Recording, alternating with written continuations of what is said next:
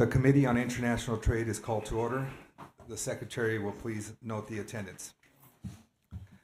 Good morning, members of the committee and guests, and a word of welcome to everyone. By way of announcement, this morning we will be considering Senate Bill 1543 together with an important amendment about campuses for international business within municipalities. Ladies and gentlemen, I recognize that the proposal we will be considering today may be associated with some controversy. For this reason, let me go over some of my expectations regarding the process and decorum. First, I remind everyone that House Rule 9C1 provides that this committee meeting shall be open, and this proceeding will remain open so long as proper decorum is maintained. Please understand this simply means that as chairman, it is my responsibility to enforce that anyone causing disruption will be removed. Second, for those who wish to speak and address the committee, I will be enforcing some limits. I will allow 3 people to speak in favor of the measure and 3 people to speak against. Each person speaking will be allowed 3 minutes, and I ask that the vice chair to please assist me in keeping time. Next, because I'm only allowing 3 people on each side to speak, members of the audience should do their best, if possible, to coordinate with each other to decide who will be speaking. For those who are recognized to speak, thank you for being here and for participating in this process. And also that you shouldn't feel obligated to speak about things that an earlier speaker have already covered.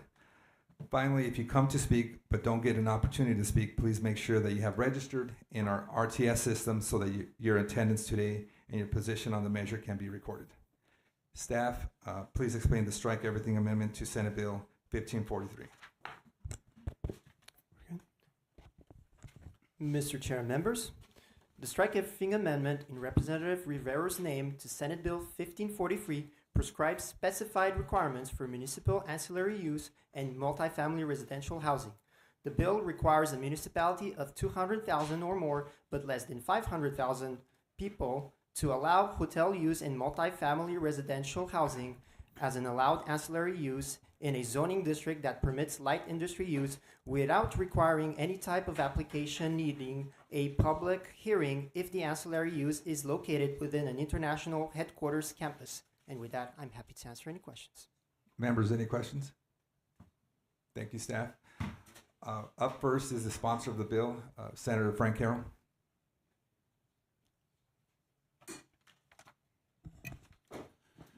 Thank you, Mr. Chairman and members of this fine committee. I'm Senator Frank Carroll, District 28, and I am the sponsor behind this bill. And actually, I provided the vehicle, and the subject matter is most appropriate. Let me begin by pointing out that the state of Arizona and the various districts, and I'll reference 28 in particular because I have TSMC plant located in my district, and there's going to be a lot of industry coming this way to support that facility as well. And our state has quite a bit to offer. It's a very competitive business environment to draw companies that come here and make this their home. Okay, we're competing with states like Texas and Florida, Tennessee, Indiana are on the horizon here. And it's a very serious effort put behind drawing these companies to be here. And it is a very serious commitment that our subdivisions are making to these companies that they be established here in Arizona and call this their home. This bill, what's behind it is to make sure that they can address things like the housing shortage that we have right now, that they're able to get people to work and have great paying, good quality jobs, become part of our community, support our schools, support our churches, our libraries, et cetera, down the whole list, and enjoy all the things that the state has to offer. And I won't go through the 5 C's describing all of that and the rest of it. You guys know it very well. We're all from this state. So my inspiration here is to support that commitment we're making to these companies that come here and establish themselves. And I think the bill has the right tone and the right parameters in it to support that. And I will yield to questions, and I would just say, please support this bill. And I know we got some great speakers today at both sides of the aisle. Okay. Members, any questions? Representative? Thank you, sir, Mr. Chairman. Hey, Senator.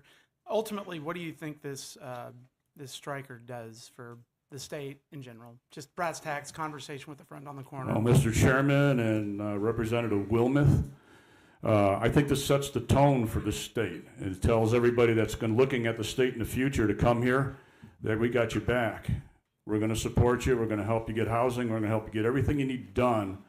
And we're going to take advantage of the universities here.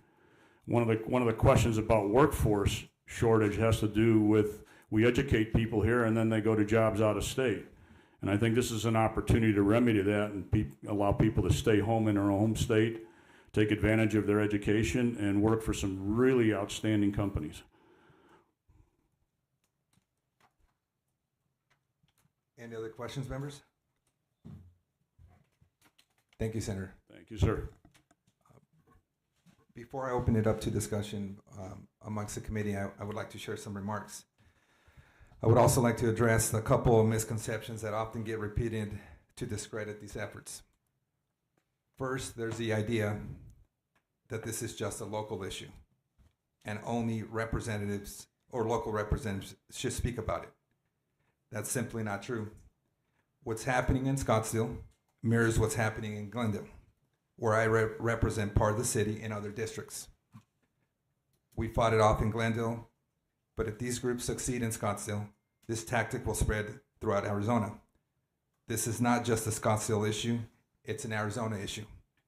Second, some claim one side is a pure grassroots effort, representing the unanimous opinion of the city, while the other side is the opposite. That's not accurate either. Scottsdale residents are divided on this issue, and groups with their own agenda are involved on both sides. Our job is to find the best policy for the state, understanding that every vote will please some and disappoint others. Ultimately, we must promote free markets, foster economic growth, reward risk takers, and send a strong message to those who will disrupt it, all for personal gain. My hope today is that this conversation will be the first towards compromise and consensus. With that, members, any thoughts, any questions? Mr. Chair. Representative Winiger. Just maybe question for speakers who come up. On the first page under A1, I'm just wondering, I mean, it's pretty strict things about having 2,000 full-time employees, 125% of the median wage. It's an international headquarters campus. The only thing I was thinking of reading this last night is, what if after it's built, those fall below that? Not just for a time, but for an extended time. I just didn't know if there was anything that addresses that. Representative Winiger, if I could answer your question. We're going to have 3 speakers on both sides, and we're going to have some technical experts come to the podium. Maybe that's the most appropriate time to ask that question. Yeah, I've just thrown it out there so Perfect. people know. Representative Pena? For the speakers? Yes. Okay, so we're going to start with for the bill, and we're going to start with Neil Giuliano.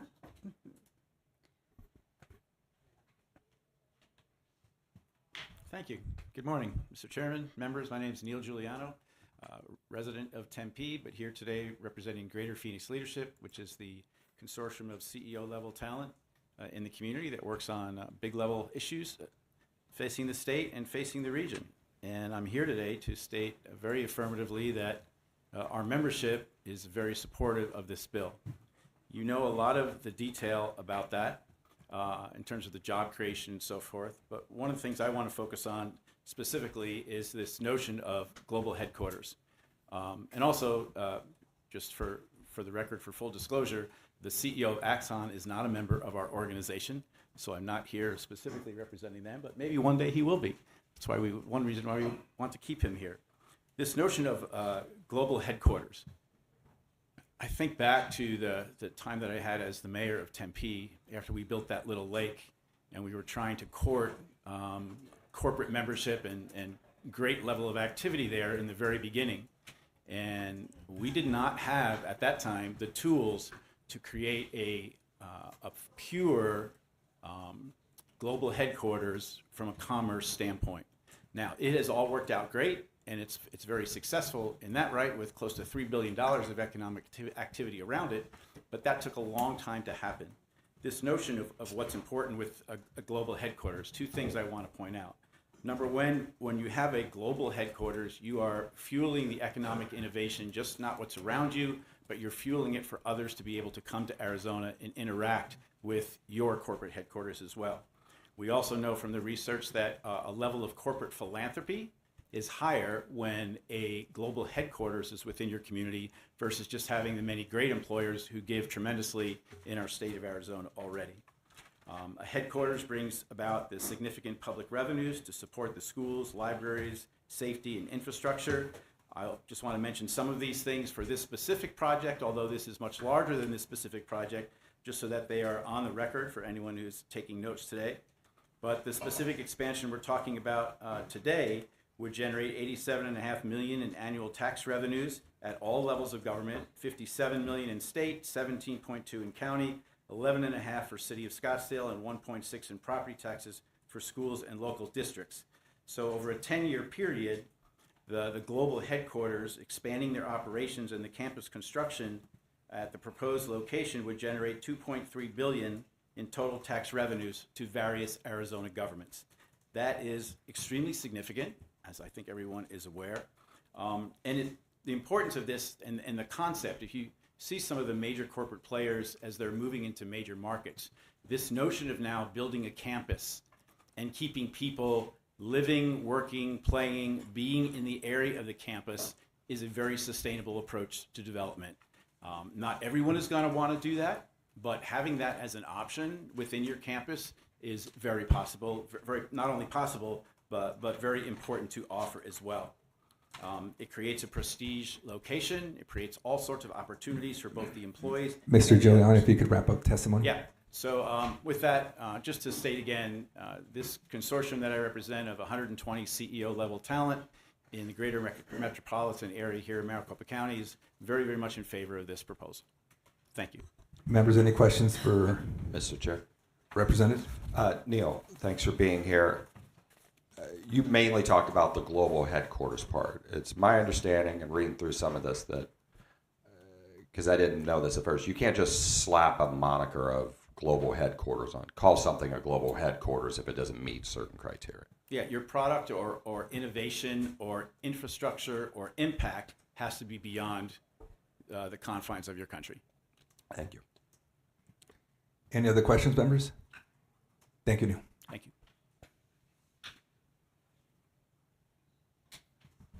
Okay, next speaker we have for the bill, Danny Seiden.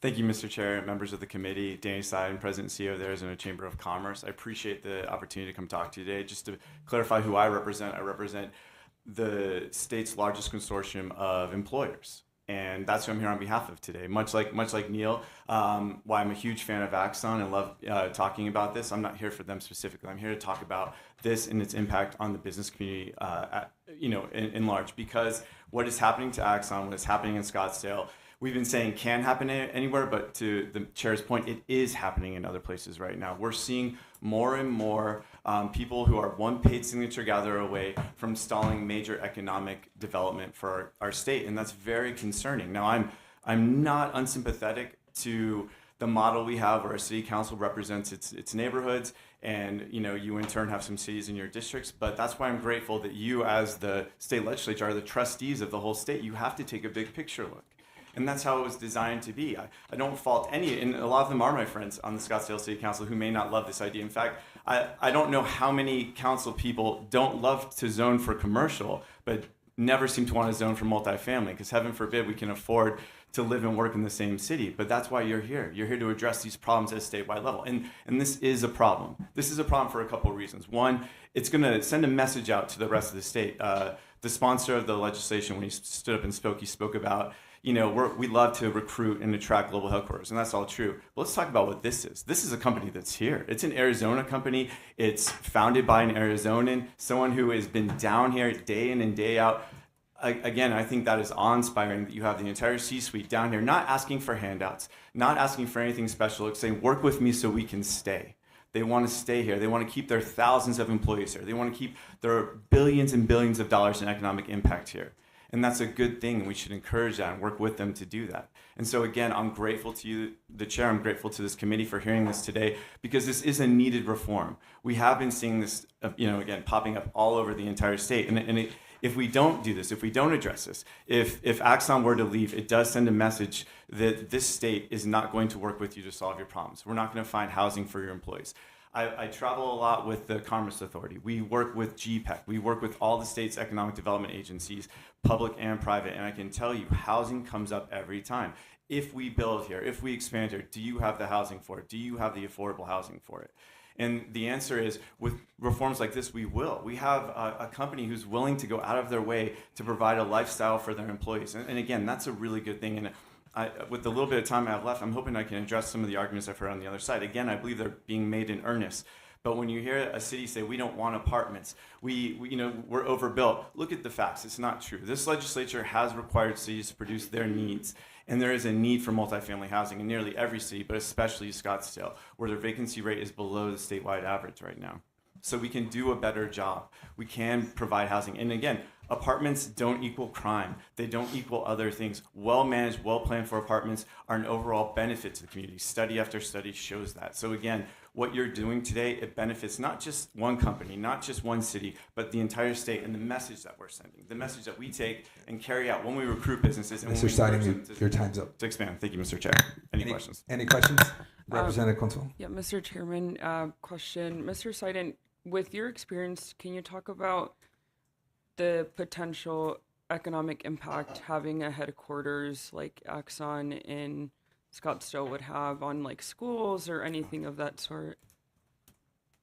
Mr. Chair, Representative Hernandez, thank you so much for that question. I can, as the chair said, and as previous speakers said, philanthropy goes way up. So that's just philanthropy. Let's talk about the economic impact. We know right off the bat that $21 million a year from Axon right now before the expansion is going into the general fund. That general fund funds schools. It funds everything that you pay for. But the capital costs that go into new buildings, that goes directly to the school districts. It's a huge win to have a company here, to have a company that identifies there. Arizona has long suffered for not having a lot of headquarters. So the more we can get and the more we can grow the ones in Arizona to stay here, that's a huge win for the local economy, for the school districts, and for giving people a sense of pride. I mean, to see the employees that are down here today fighting to keep their jobs in Arizona, it should be awe-inspiring. So again, thank you for the opportunity to answer that question and to be here today. Thank you. Representative Wilmoth. Thank you, Mr. Chairman. Mr. Sidon, hello. Obviously, we're here as a striker. These things come up last minute. Ferris Bueller's Day Off. Life comes at you pretty fast down here. My question is I know there's one company that keeps getting mentioned, but in your opinion, does this bill, does this striker, would it impact other companies? I mean, we talk about vendor bills, right? This is not a vendor bill, is it? Mr. Chair, thank you for the question, Mr. Wilmoth, and thank you for quoting my favorite movie. You're right. We have to pay attention, otherwise we're going to miss what's happening right now. No, this is not just about one company. Again, Axon's not even a member of ours. We're here on and for the broader business community as a whole to talk about why this will be helpful to them. The housing issue is real. It's real in every one of your communities. The issue that Axon is facing, fighting against, I would say, an unorganic effort, and make no mistake, it is unorganic. That is happening in Glendale. It's happening. It's happening in Phoenix right now. It's been happening in Tucson. We have to guard against this. And again, what are we talking about doing here? You're not giving a tax break. You're not doing any kind of special giving at all. You're allowing for a company to be able to expand, create a global headquarters, and also have housing for their employees, something that they want. You know, we all get so excited about these job announcements, and we all want them in our districts, in our cities. But to say we don't want the workers to be able to afford to live in the same city, that's just not right. So again, this is a needed reform, and we're appreciative for you doing it. Representative. Thank you, Mr. Chair. So, Mr. Sidon, what other companies here in Arizona would qualify for something like this? That could, like Intel, off the top of your head, that's maybe part or not part of your consortium? Yeah, no, Mr. Chair, Mr. Roberts, great question. First of all, Intel would not qualify because their global headquarters are not in Arizona. So Okay. off the top of my head, specifically, I don't know which companies, one, are willing to make their global headquarters here in Arizona right now, and also do the type of expansion that we're seeing. But this provides a vehicle because now they can do that, and they can say, we'll have housing for you. So if Intel wanted to move its global headquarters from Santa Clara, which they should, by the way, we should all agree, we're much better in California to do business in. We're much better in any state to do business in, as long as we keep passing reforms like this, as long as we allow for housing. If we don't do something like this, the message is go to Florida, go to Texas, go to a place that'll work with you and help your employees be able to live and work in the same city. So while I don't know off the top of my head which ones would, I know this is an exciting reform that we're all very interested in watching closely. Mr. Chair, just Representative. a comment. So basically, this just benefits Axon. Mr. Chair, if I could Yes. respond, no, it does not just benefit Axon, it benefits the whole entire But right state. now it does. Again, I think when you talk about who's benefiting, because I want to be very careful here, it is written in a way that can apply to more than one city, can apply to more than one company, and it will and could benefit more and more companies. And not just that, it benefits the thousands of employees of not just Axon, others who would want to be able to live and work in the same city. Mr. Chair, but just to clarify, right now it would only impact 4 cities. That's my understanding. Mr. Sen. Gilbert, Chandler, Scottsdale, and something else. As- I'm not trying to be No, no. argumentative. I just want to be very clear. Mr. Chair, no one would ever accuse you of being argumentative, Ms. Travers. No, I know that. I believe that's right. As it's drafted, it would affect more than one city. It would affect 4 cities. Thank you. Thank you. Thank you very much, Thank you, Mr. Chair. Thank you. Next, we have Mayor Jason Beck.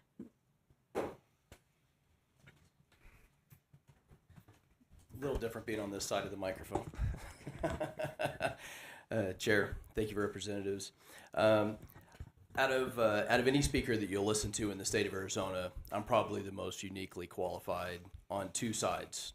One, I'm in the manufacturing of ballistic vests. I'm in the public safety sector. I'm one of the largest providers of body armor in not only in the country but globally. I provide every single piece of body armor to the FBI, Secret Service. Done literally every single vest on every single president since 2002, all in the city of Peoria. I do countries like Sweden, Denmark, Norway, Australia, New Zealand. I want to address a couple different issues, but I'm also the mayor of the 6th largest city in the state of Arizona. So when I say I'm uniquely qualified, I see both sides of it. One of the things that we're trying to do and why I was elected in the city of Peoria was to bring economic development, to try to drive change, to try to drive jobs. One of the things that I hear constantly, and I've had incredible conversations on both sides of the aisle, and I'll address one of the things that I just heard from you that I think is a great question, ma'am. I hear constantly about housing and the sensitivity about housing. We have a gentleman that created this company in 1993. Yes, this is one company, but this affects all companies. I don't compete with other cities here in the state of Arizona for businesses. I don't compete with other cities around the country. I compete with states. So I've personally gone and met with Governor Abbott in Texas, went and met with Governor Holcomb in Indiana, because I wanted to learn either why we were losing businesses or why we were going to gain businesses and how we could actually gain those things. And housing was a huge component of that. We lost a company called SKA to Indiana, and I'll try to make this a very short story so I can keep going. And specifically, one of the main reasons was housing, development, and infrastructure capability. We should have won on every single one of those things, but we didn't. And we finally, out of the entire industry that we have here in the state of Arizona, I'm going to step back for 1 second. I have when you create a company out of your garage, like you did, I created mine in a storage unit, literally a 10 by 30 storage unit. I've got 500 employees globally. 375 are in the city of Peoria. $100 million in business, not even anywhere near what his business is. My goal and my job, and what happens when you create a company like that, is you have this fervent desire to try to support your employees. You want to care for your employees because they care for you. You don't have an innovative thinker that's changed literally the globe for public safety when it comes to public safety, the safety in themselves, police officers and firefighters all around the world. This gentleman's done that, and he's trying to invest in his community. The precedent we set, if we don't do something like this, is not only dangerous, it's catastrophic to the economic development in the city, not only our city's future, but other cities' future in the state of Arizona. In the city of Peoria, we have what's called the PIC, the Peoria Innovation Core. It's 8,500 acres, 8,450. Our goal, I'll make this very short, our goal is to recruit companies like your question was, ma'am. And we recently recruited Amcor. And our goal would to have companies like that move to the PIC and be able to create jobs. I've never heard of any company anywhere in the country where a gentleman's actually going to spend tens of millions of dollars of his own money to actually take care of housing, which has become the most sensitive topic down here about how do we actually take care of people. And I know that's what's in your heart. This gentleman's trying to solve that problem for his company and for the state of Arizona. So. Thank you, Mayor. Mayor, I have a question for you. We're talking about a company with possibly relocating over 5,000 employees, billions in revenue. You're a mayor. Talk about the ripple effect it'll have in regards to people buying clothes, shopping, and what that means for a city and public safety. Well, I mean, I can tell you. First, I'll tell you what it won't do. It won't. If you don't do things like this, it won't drive economic development for the future because we will be shut down for future industries across the country because we will not be competitive. When you bring this many jobs into an area, let's say take TSMC. If TSMC wanted to put housing, now they're going to build, from 2 to 4 to 6 to 8 fabs in that location, and housing is popping up all around it. But if you don't have density, you can't drive restaurants. Without restaurants and without density, you can't drive tax revenue. We continue to see the kind of degradation of taxes or revenue that goes into these cities. And from my standpoint, before I became mayor as just a business person, I was told that I had to not screw up a couple things, right?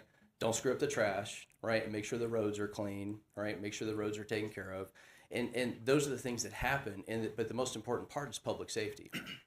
If you can't pay for public safety as you bring these people in and you can't actually do that, the cities are going to lean on the state to do that. We don't have the revenue to do that. That's what the city's jobs are to do. They're to take care of the safety and well-being of their citizens in their city. To do that, you have to have a business mentality to be able to drive revenue that's actually going to make the difference. And that's what this does, right? Being able to have that localized community like Axon or another company. I would hope that a company like Amcor would move up into a larger area instead of where they're at right now and actually put housing all around it, right? If they wanted to take care of their jobs and and actually house their employees there, that would be amazing. It would be amazing for the community. It would more importantly be amazing for the economy in the city of Peoria, just like it would for other cities. Bringing those jobs not only brings a sense of purpose into that community, but it also, where do they spend their money? Right now in my city, I have citizens that about 85% of my citizens leave the city of Peoria and to drive and work somewhere else, right? That means that's time away from their families. That's money that they're spending on gas and not in their local community. Time away from their kids spending or their church. I would much rather them spend that time in their local community, which then drives revenue and drives better city services for everybody. Thank you, Mayor. Representative Willen. Thank you, Mr. Chairman. Hello, Mayor. Let's play a little Doctor Strange Multiverse of Madness here. You love the movies. I'm all about pop culture references. I've run for 2 years for these moments where I can just make jokes. But thank you for being here. Let's say everything is the exact same, but this company is in your city. And I've heard some of the arguments about what the problems are. And since you represent the cities and all the government affairs city people, they don't like it when I go against them. It happens a decent amount. But let's say that everything is the same, but it's in your city. Would you have the same issues with it that Scottsdale does? Because I'm trying to wrap my head around it because my district is in between both of your cities. Right. I don't touch either one. I would not. I mean, are you? I guess, sir, you representative. Sorry. Yes. Again, this process is a little different from this side. I apologize. No Are you wanting me to speak of how I would look at it from my city or Scottsdale's position? No, if all of this was in your city. Okay. So let's just rip off Scottsdale and put Peoria, and everything else is the same. I'm curious because I would tell you every single day and 4 times on Sunday I would take this opportunity as a city. The fact that it drives this many jobs and you have a international. We're not talking about just a company that's selling grapefruit on the corner. We're talking about a company that actually makes a difference globally when it comes to public safety, globally for economic development and how they're actually driving these jobs. To be able to have that much density in an area, what does it do? It drives restaurants, it drives tax revenue, it helps everybody across the city. As an example, I'll give you an example that let's just say that this location was in North Peoria. The people in Southern Peoria are going to benefit from that capability. So I'm going to be able to take care of public safety because I'm driving revenue into the city from an area that's not even close to Southern Peoria. The chairs area in South Peoria would actually greatly benefit from something like this. I mean, and the reason why is because tax revenue is driven into that city, education is driven into that city. The dollars make the difference, and I realize that I've even heard recently people look at a mayor like myself or other representatives that focus on business or organizations like the chamber and say, well, you're just about the dollars. Well, do you know what the dollars make? The difference. I want to be a difference maker. The difference is how I take care of my neighbors. So if I want to take care of my neighbors, because I don't take a paycheck from the city of Peoria. I donate my salary back to the city employees. I get nothing from this. If you ask anybody that actually goes out to dinner with me or state representatives or other businesses, I don't let people pay for things. That's the approach that I take in politics. I'm not a politician, I'm an elected businessman. My job is to take care of my neighbor. So if I'm trying to take care of my neighbor in the best way I know how, that's to drive revenue to the city so I can actually provide a school resource officer in every single school in the city of Peoria. It's so I can actually create more add more firefighters, build more firehouses. The more money we drive back into the capability, I would take this opportunity in a heartbeat, and I would beg for it. Any other questions, members? Thank you, Mayor. Thank you. All right, thank you for the speakers. Now we're going to go for those opposed the bill. We're going to start with Michelle Ugenti-Rita. Hi, good morning. Michelle Ugenti-Rita for the record. I represent taxpayers against unlawful apartment zoning exemptions. And I want to reframe what we're here today to discuss. This is a bill designed to obliterate the right of Scottsdale residents to weigh in on their government.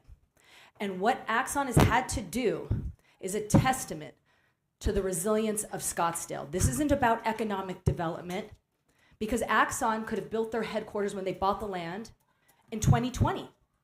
I'm so sorry, employees, that you've had to go through this, because this isn't about taking care of jobs and economic growth. This is about one man who wants to avoid an election. Think about where we started. 2 unconstitutional bills were introduced in each chamber. Now we have a bill in the last committee hearing, Stryker, that is going to rig an election, because when the referendum comes up in 2026, it won't matter how you vote. You're going to have to get apartments. You're taking the voice away from residents who have a constitutional right to weigh in because of one man's obsession with becoming a landlord. It's beneath this chamber. It honestly is. If we want to have this fight, this should be within the boundaries of Scottsdale. That's where it belongs. But the CEO and founder has taken his ball and ran to the legislature because he's declared war on Scottsdale, and he's afraid to face them. That's why we're here. Otherwise, he'd be back in Scottsdale trying to build consensus, meeting with stakeholders, talking with voters, having forums, engaging with the council, talking with the mayor, doing outreach. But he knows he's going to lose miserably in 2026 on the ballot. So we're either going to go retroactive and repeal a referendum that has been put successfully on the ballot, or we're going to try to pass this bill and change what a no means. That's what you're voting on, members, this morning. If this was such a good idea, if what he was selling was so popular, Do you think we would be going through this rigmarole? No. It speaks for itself. And I don't care how many lobbyists you hire and how many people you bus in. The truth is the truth. And you don't have to believe it, but it doesn't take away from the fact that this is about 1,900 apartments. This is about Axon refusing to build his headquarters unless Scottsdale acquiesces and gives him apartments.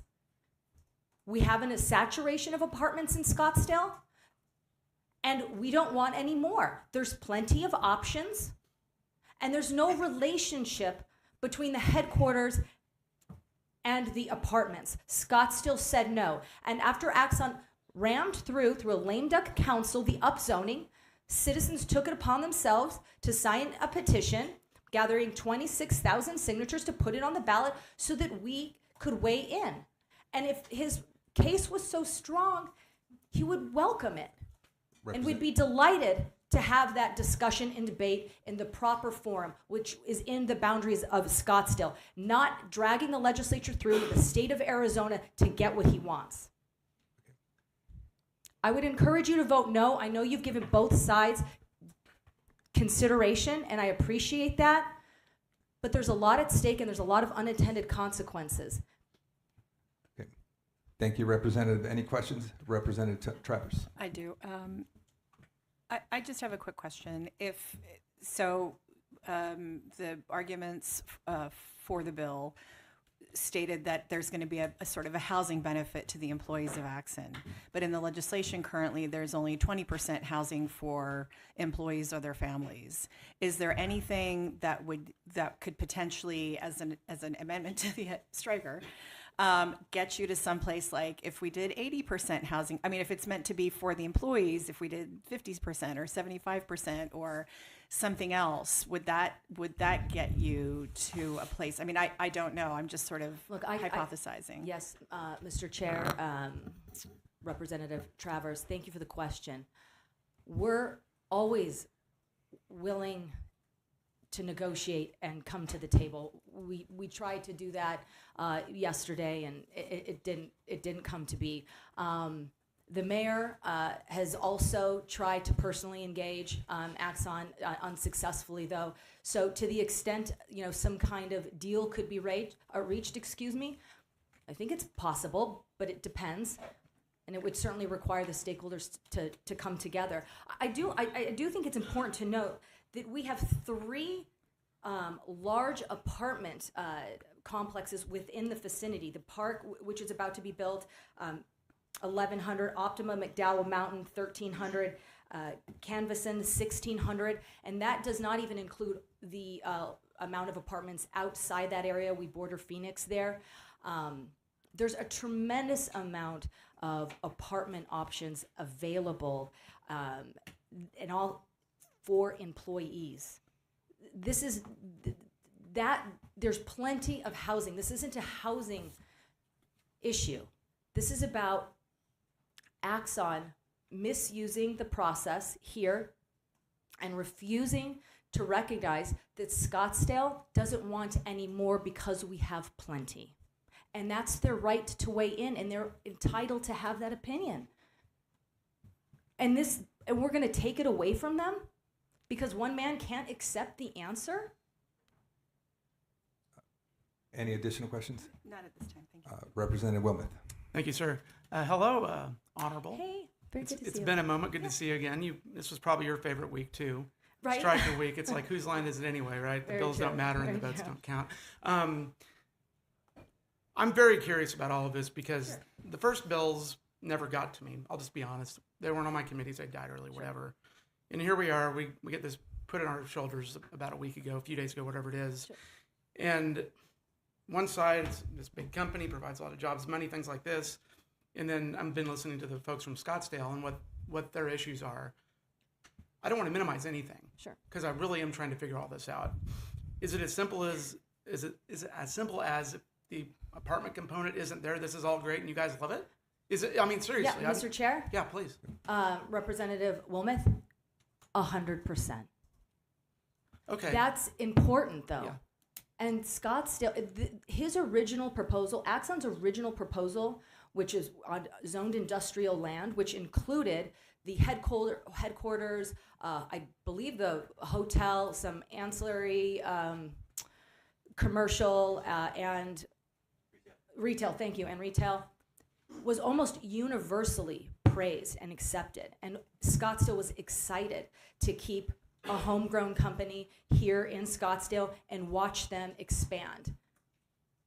It's when he changed the proposal to include 1,900 apartments, very dense, completely out of step with the zoning. The public weighed in. They were clear. They didn't want that. They liked the original one, but instead of listening, he refused to negotiate. He refused to acquiesce. He refused to accept the reality, and then moved forward with pushing the upzoning through a lame duck council, which included the 1,900 apartments. That made a lot of people upset. They felt angry, and they referred it to the ballot. That has been the history of this issue. Nobody is against his headquarters, and we welcome his employees. Representative Williams. Thank you. So you mentioned the lame duck council. I'm not in Scottsdale. I don't know when that was. Okay.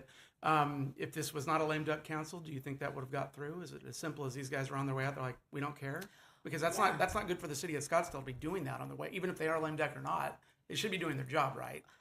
So that's what I'm curious about. Okay. If it wasn't a lame duck council, do you think that this would have gotten through? I'm genuinely curious. No, at this point. Mr. Chair. Hold on. That's You okay. guys are- There's council, Mr. Chair, Representative Wilmoth.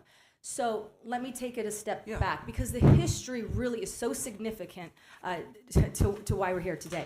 So what had happened was, when Axon's proposal became public and they rolled out that they were going to change their original development deal to include the high-density apartments, which, by the way, is historic. It's one of the largest apartment complexes in state history, 1,900. Okay, this is not a little apartment complex.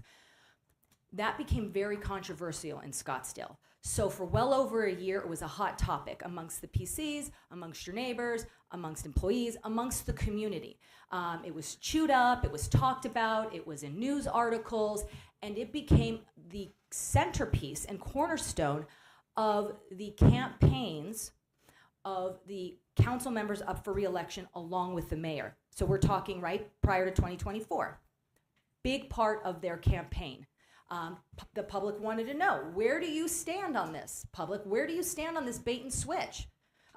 Council member A, B, C, and mayor. And those council members and mayor said, we stand with the upzoning. We want to welcome additional apartments into the community, even though the public has been very clear they're not welcomed. When that happened, they all lost their races. Every single one of them, and the mayor. You would think everybody would have gotten the lesson, right? But no. In the end of November, before the lame duck council obviously left office and the new council was sworn in, the Axon was able to convince them to push forward with the upzoning, despite the fact that they lost their elections because of this issue, and despite the fact that this has been well discussed within the community, and Scottsdale's been crystal clear, we do not want 1,900 apartments in addition to your headquarters. That's why this has been so controversial, because Scottsdale residents are like, what else do I need to do to tell you my position on your expansion? And that is the impetus for the referendum, and that's why we were able to successfully collect the amount of signatures we did. There was no challenge to the signatures, and that is why everyone's excited to weigh in 2026 when this goes to the ballot, and we can really see where everybody is at. But if you guys interfere with that, you're taking Scottsdale's voice away, because, again, one company, one man doesn't want to face reality. Yes. One more quick follow-up. Thank you. I know that part of the world pretty well. I live around Deer Valley Airport. I drive over there and shop and stuff like that. For all the members that maybe aren't as familiar with the north side of Phoenix and Scottsdale, where exactly is this? Because I'm not entirely sure either. You know, Mr. Chairman, Representative Wilmoth, I would love to take a field trip out there, because I think if you drove the area that we're talking about, you would be at awe at the amount of development, apartment opportunities, condos that are available. Scottsdale very much welcomes growth. But just because we say we don't want one particular, historic apartment complex, doesn't mean we're anti economic development or multifamily. It's like you would be amazed at the availability of apartments and condos in that area. So think 101 and Hayden. Right now it's just dirt. They have nothing but options. I will drive you around town and show you within a 5-minute sphere of their location what is available. It will blow your mind. That's why Scottsdale is so comfortable saying they don't want this historic apartment unit, because there's enough available. This is about saturation. They have been very lenient with and accepting of multifamily. But at some point, it should be okay to say no. I would hope you would agree. Okay, One more, Representative sir, Williams. You talked about the Lame Duck Council. I assume that meant the outgoing mayor, right? So Yes, sir. what was his or her? I don't know. I don't remember who the mayor was. I'm sorry. That's okay. Typical Phoenix guy. I don't pay attention to Scottsdale at all. Vice but versa. Tell me, fair. So tell me about that dynamic with the mayor, because obviously they've got a little bit more of a prominent position than the rest of the council. Yeah, he was very publicly supportive of Axon's new development deal, and it became a discussion point in the election. His name is Mayor Ortega, and That's right. he was running against, or he was being challenged, by Lisa Borowski, who is our now current mayor. And this issue was one you could not escape in debates and forums and town halls, women group meetings, because this drastically impacts the character of Scottsdale, and we have a right to protect it because it's what we're proud of, and it's what makes us unique, and it's the same thing for any other community. And this completely destroys that character, and is robustly opposed. Any other questions, members? Representative, I have a question for you. Yes, sir. Okay. You're a citizen of Scottsdale? Yes, sir. Okay. And it seems, based on your testimony, that you're putting most of the responsibility on the company for the situation we're in. Okay? Yes. As a citizen, what can you speak about the leadership of the city of Scottsdale and where they failed? Because we're talking about consensus and agreements. I ran the striker. Yeah. I haven't had anybody from the city of Scottsdale call me and say, hey, this is our thoughts. These are our ideas. I haven't had the mayor.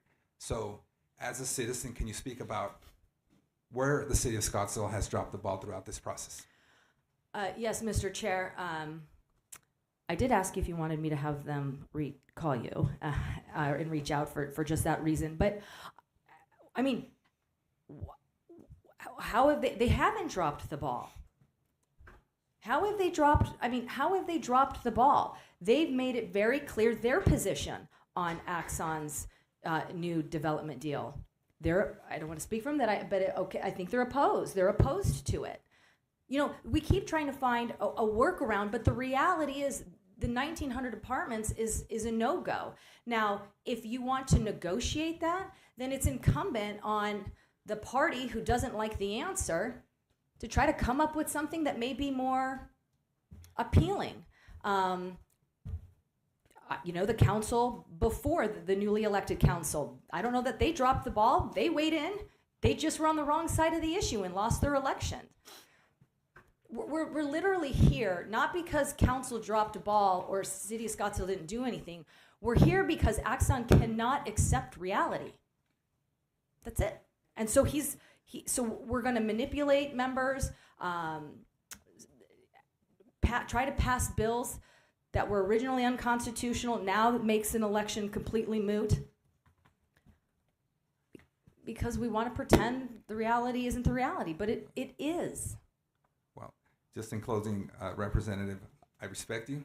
Very much. You're a businesswoman, I'm a businessman, and as my business mentor has told me for the last 15 years, everything in business and politics is negotiable. So I'm hoping we could find some kind of consensus or compromise on this issue.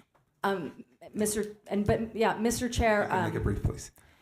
Mr. Chair, and you know we've been trying to work on that, right? Well, I look forward to continue the conversation. And I didn't have time to do this, but I did have prepared remarks from the mayor, and in those remarks, she alludes to, you know, her door being open and wanting to find a solution that everyone can support. So I do want to end on a note that we're not here to be adversarial, but there are just certain realities we can't get around, and to the extent we can come together, we're always willing. Thank you. Thank you. All right, next speaker will be Scottsdale Councilmember Barry Graham.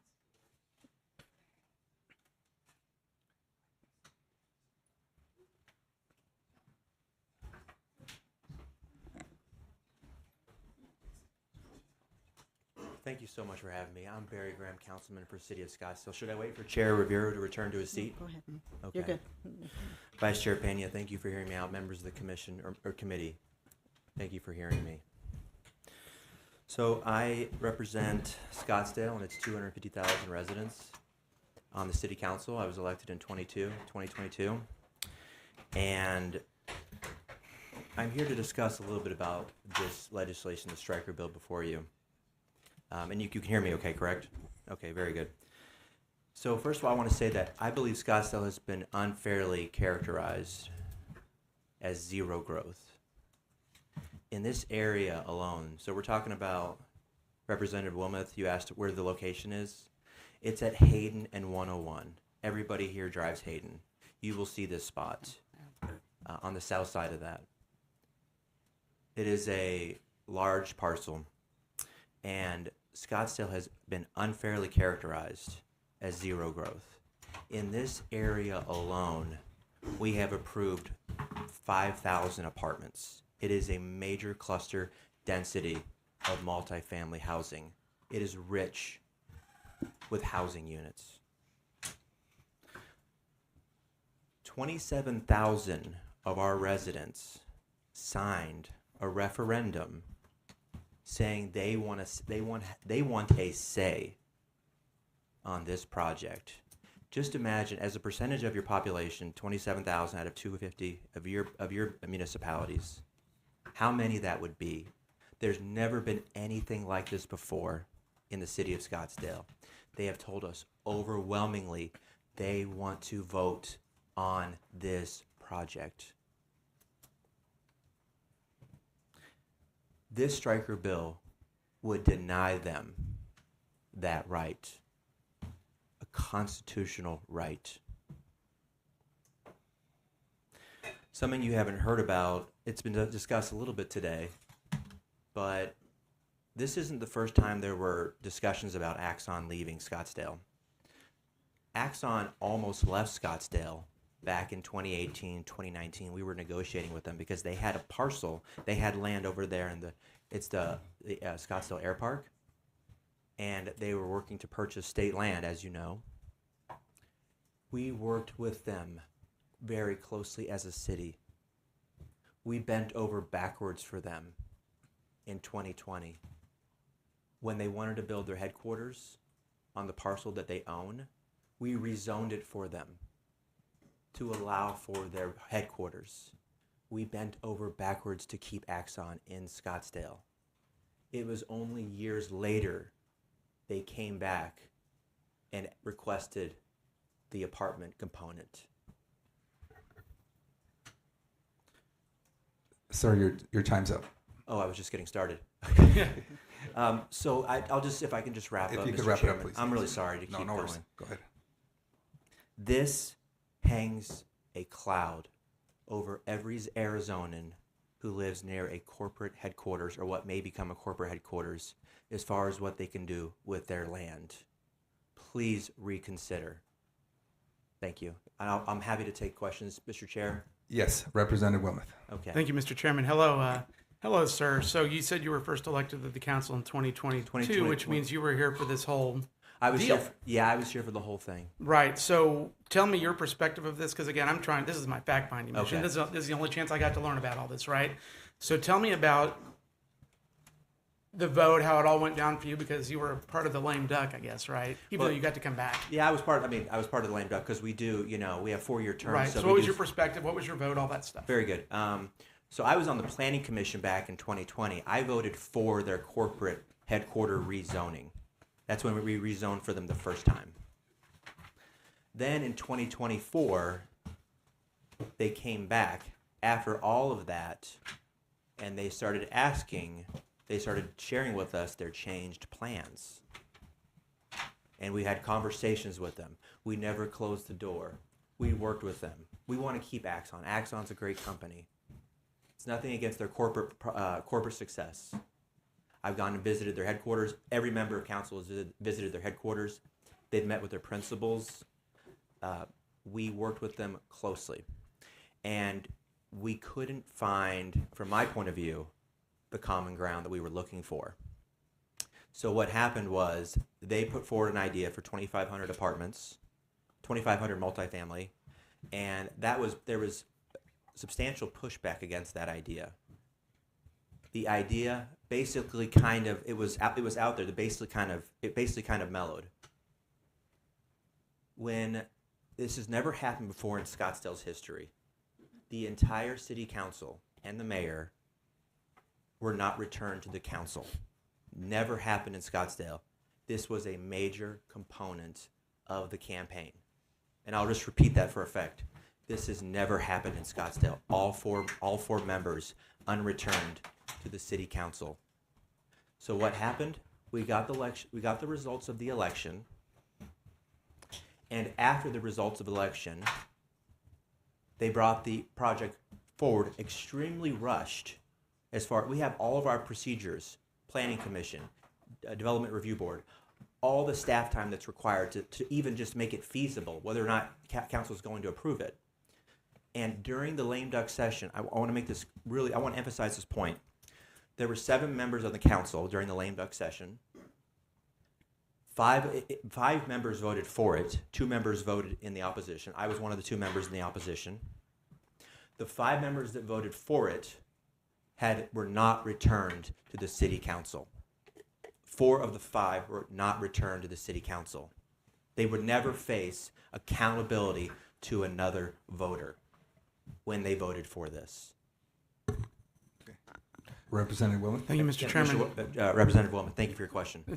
Thank you for the answer. I really do, really appreciate it. Of course. And I asked this to Ms. Ugenti-Rita earlier. I'll kind of ask you the same thing. If it comes down to 1,900 units with Axon or kicking Axon out the door, in your position as a representative of the city of Scottsdale, is that juice worth the squeeze to kick out a company like this over 1,900 units? Again, I'm just... Oh, no, it's a very good question. Do I support... Is it an A or B kind of question? Well, right? I mean, I'm going to have to vote A or B. I don't vote president. That's weak.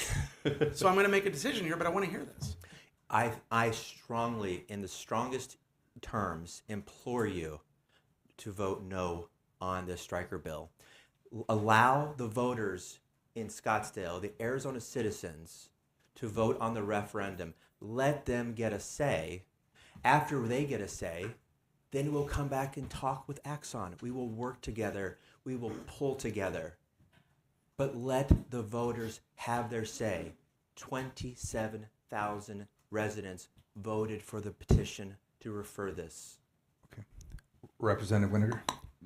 Mr. Chair, thank you. Councilmember Graham, thank you for being here. Thank you, Representative. Couple quick questions. One, when you're talking about they came back for rezoning, are we talking about the same piece of land from 2020 to now that you're talking about? Same parcel. Okay.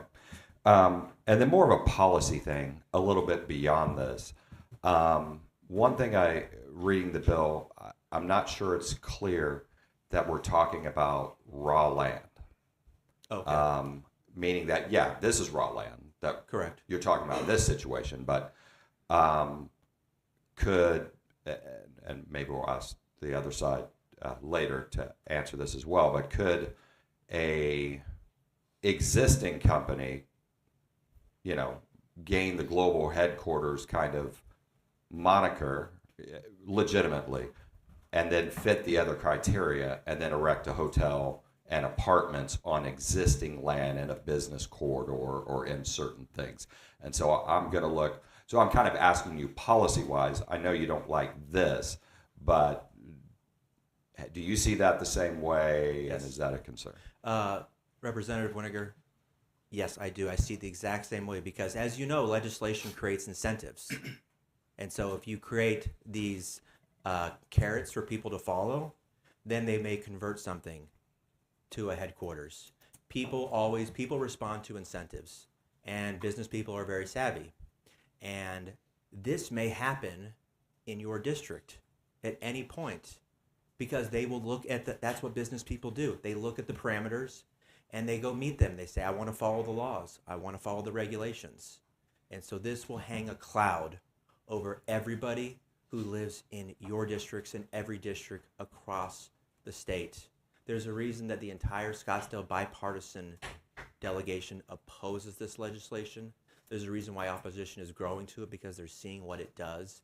The policy is not strong. Thank you, Representative. Representative Wilmoth. Thank you, Mr. Chairman. So let's just say this fails and Axon leaves. I go to India or something. What happens to the land? Because Scottsdale's a very valuable chunk of land in the valley. Are there other companies interested in this? Like, what happens then? Is it just sit open? Representative Wilmoth, that's an exceptional question. Axon purchased the land. That land is on their balance sheet. It is worth millions and millions of dollars. Since they purchased it, it is appreciated by substantial amounts. If they were to leave, which nobody's asking for, they would sell it at a substantial gain. It would keep the zoning that it has, and another business person would look at that and say, I'm going to buy it based on the zoning.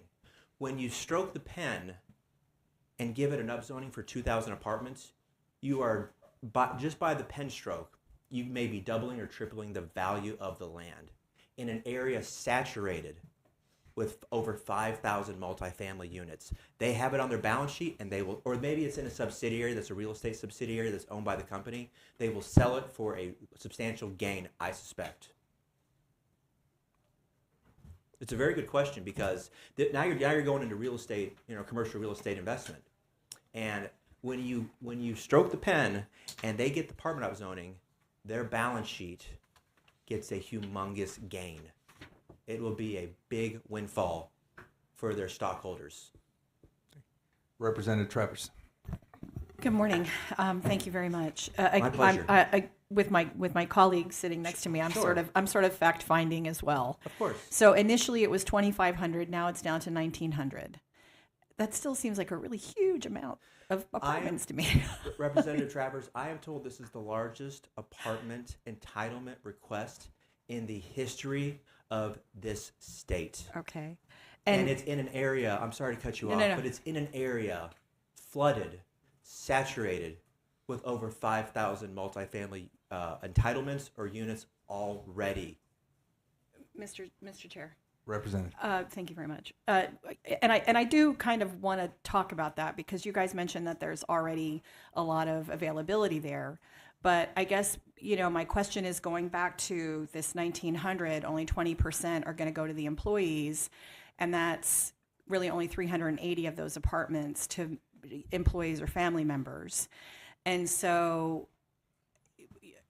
sorry, there's a lot of things going. I've got little. No, I know it's a lot of I moving look parts. like Yeah. I'll do a cultural reference too. Oh, boy, if here you we guys, go. it's Is this pop culture? It's Always Sunny in Philadelphia. Okay. It's the Charlie sort of string theory. Right.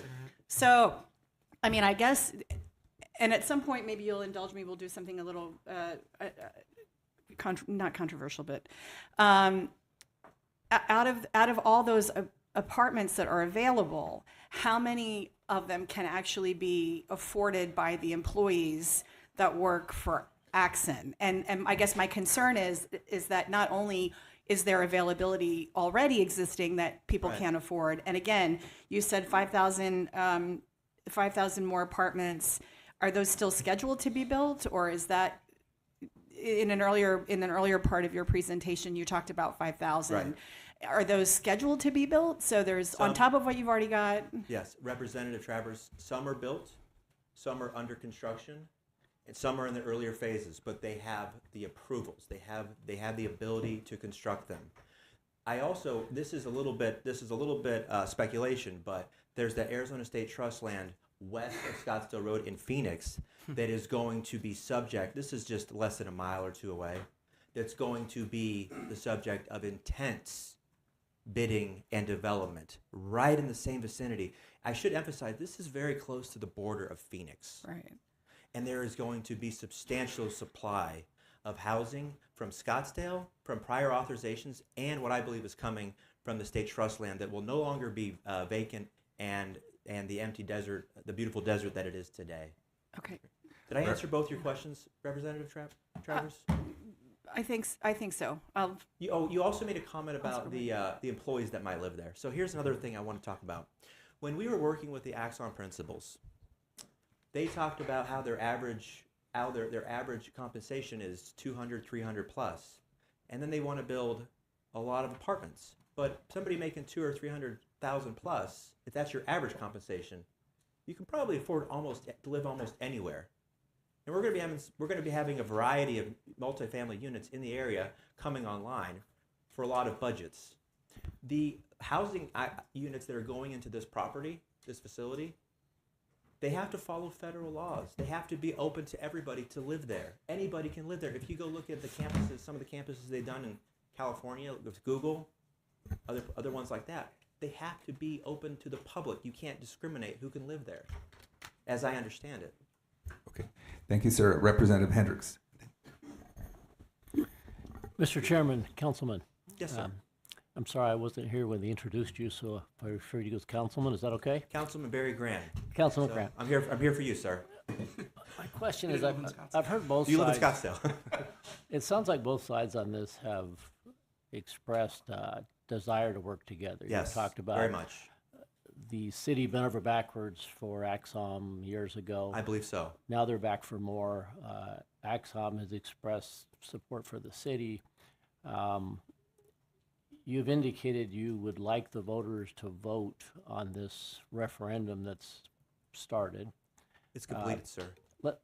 It sounds like both sides want to work together. Oh, yes. One thing I'm not understanding here is you apparently don't like 2,500 units. You lean towards not liking 1,900 units. You definitely would like the voters to vote on something. Let's assume you represent the voters and you speak on their behalf. Right now, you're elected. What do you want to see happen? Do you want to say, I want Axon to leave? I want them to have some number of housing units. I want the land to be vacant forever. I want it to be a community garden. Help me understand. If I was going to sit down and try to mediate this, what do you want? Because I don't get it. We are staunchly in favor of property rights. And the property rights, when you purchase property, it has zoning guidelines.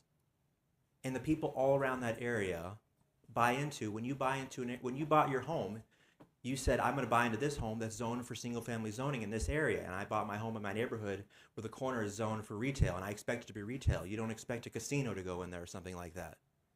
So you have there's an understood expectation of the zoning of an area. And by the way, we already, as I'll repeat myself, we rezoned it for them once before. Like you said, we bent over backwards. We're not insisting on it to remain as a garden. They purchased the land with the zoning, and we hope they utilize it to its fullest extent.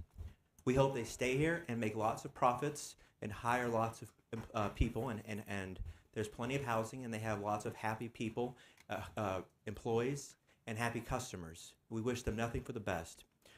When you have a referendum and you have that intense output for the referendum like we've never seen, I believe we need to respect the voters. We let the voters have their say, and then we talk to the principals, and we come together, we pull together. There's no closed doors.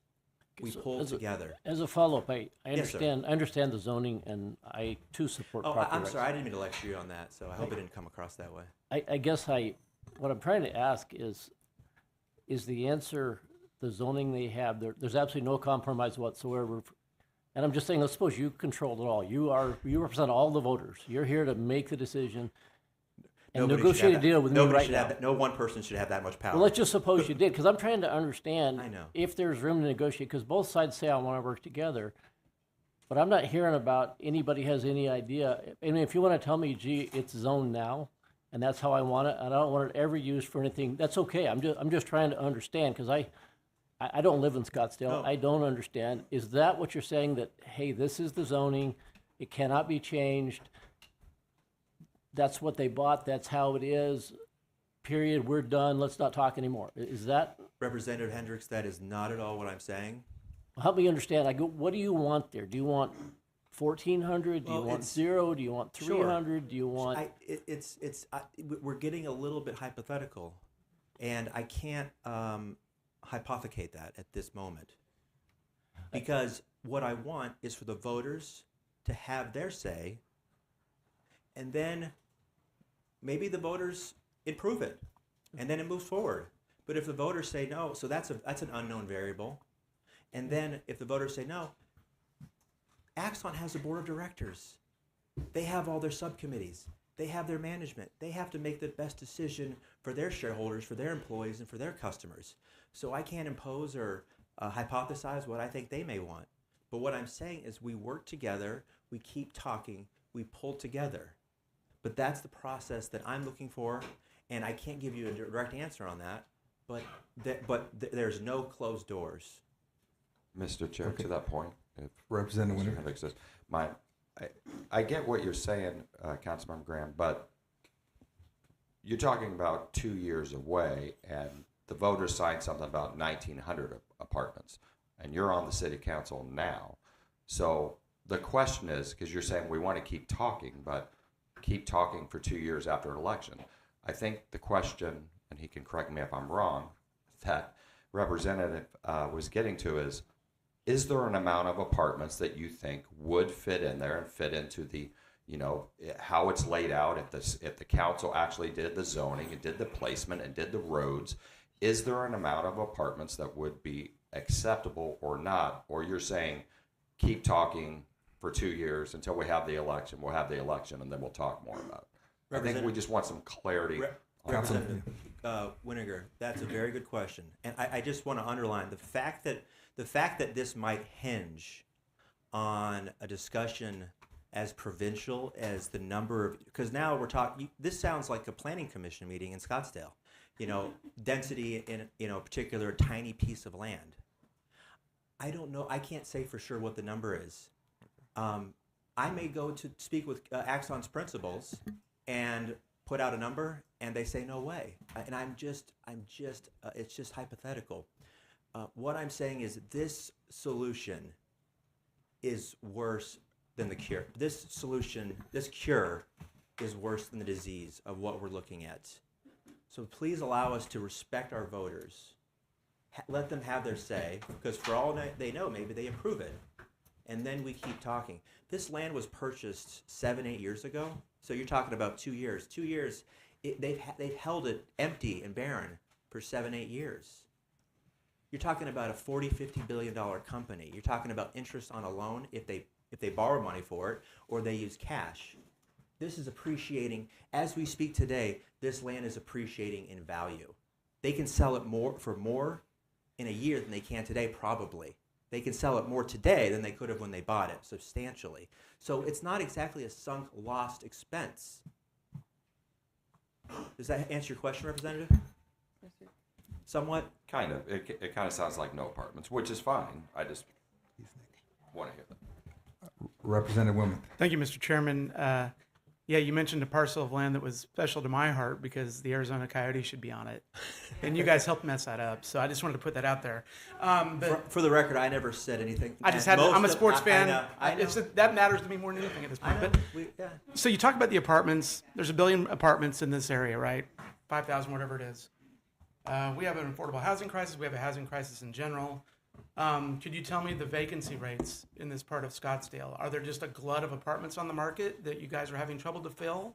Or would 1,900 more apartments help ease what everybody in the state is dealing with, because the housing issue has become a state level issue? So do you know the vacancy rates in that part of Scottsdale? I know they're variable. I think they're getting a little higher. I haven't checked them recently, but here's what I'll say. Yeah. If you pound for pound, you stack this section of our city with other sections, and you look at it dwelling units per acre, this is an intensely zoned section of our city. I would line it up with almost anywhere in the city. So you talk about the affordability crisis. We are doing our part. Thousands of housing entitlements, multifamily housing entitlements throughout the last, I would argue that Scottsdale as a percentage of population has approved one of the highest entitlement, has made one of the highest entitlement increases over the last couple decades.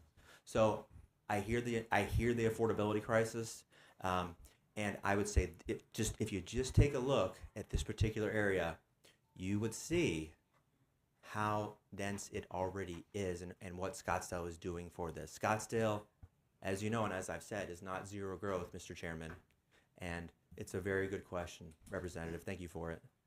Okay. Representative Consuelo. And I would like to let members know, I believe the next person's also a council member who could speak on behalf of the city of Scottsdale. So, but Representative Consuelo. Thank you, Mr. Chairman. I can't see your badge. My eyesight's pretty good. What is your last name? Graham, Graham. Okay. Thank you, Councilwoman Graham, for being here. Thanks for having me. Yeah, of course. So I'm sitting here listening to you, and I'm quite frankly a little frustrated because you're coming to us telling us to vote no, but I don't feel like you're actually giving us like what is acceptable to you. And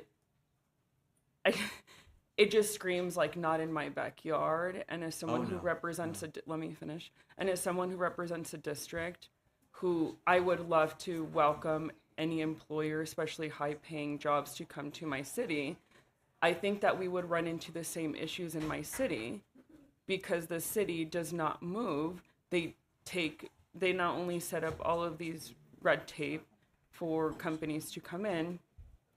I think we would be, if the roles were flipped and it was my city, it would be the exact same thing and there would be no solutions being offered besides send it to the voters, which I obviously respect, but there comes a time where you have to be willing to give a solution. Like, what is acceptable to you besides voting no?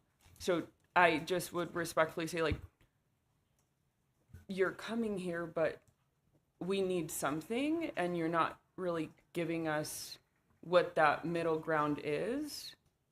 So that's, yeah. I don't know if you have an idea in mind or something, but I just haven't heard it. And I feel like at this point you're dodging the questions that are being asked by my colleagues here.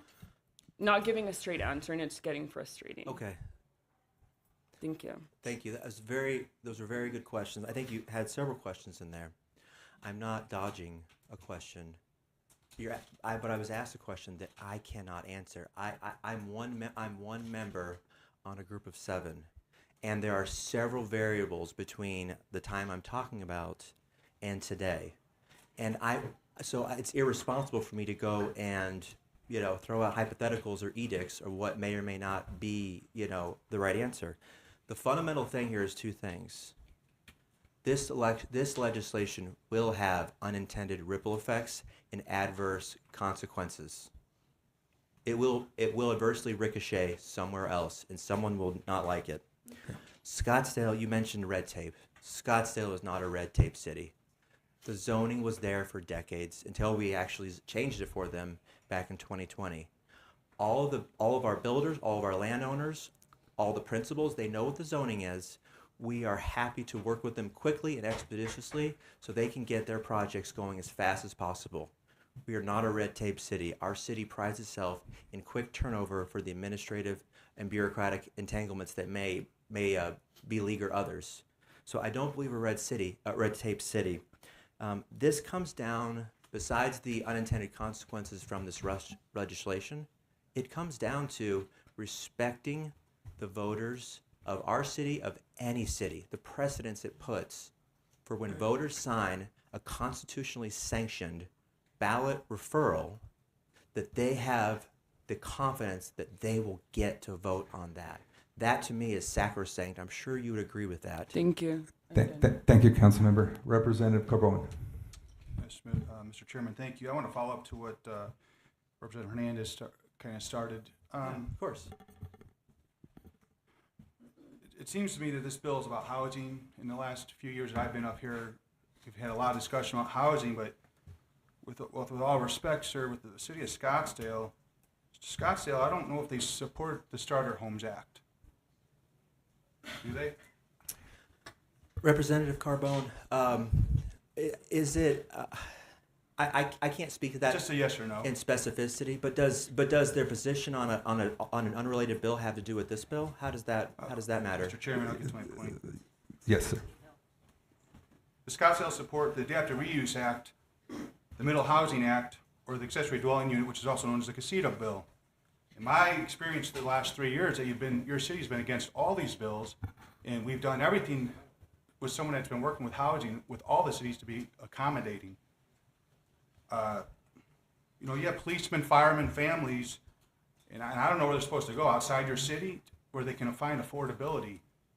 We have a gentleman here who has a company who wants to build to be competitive amongst the global stage, not just the American stage.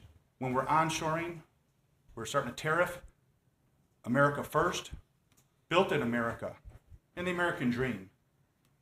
So I just want to kind of make that comment, Mr. Chairman.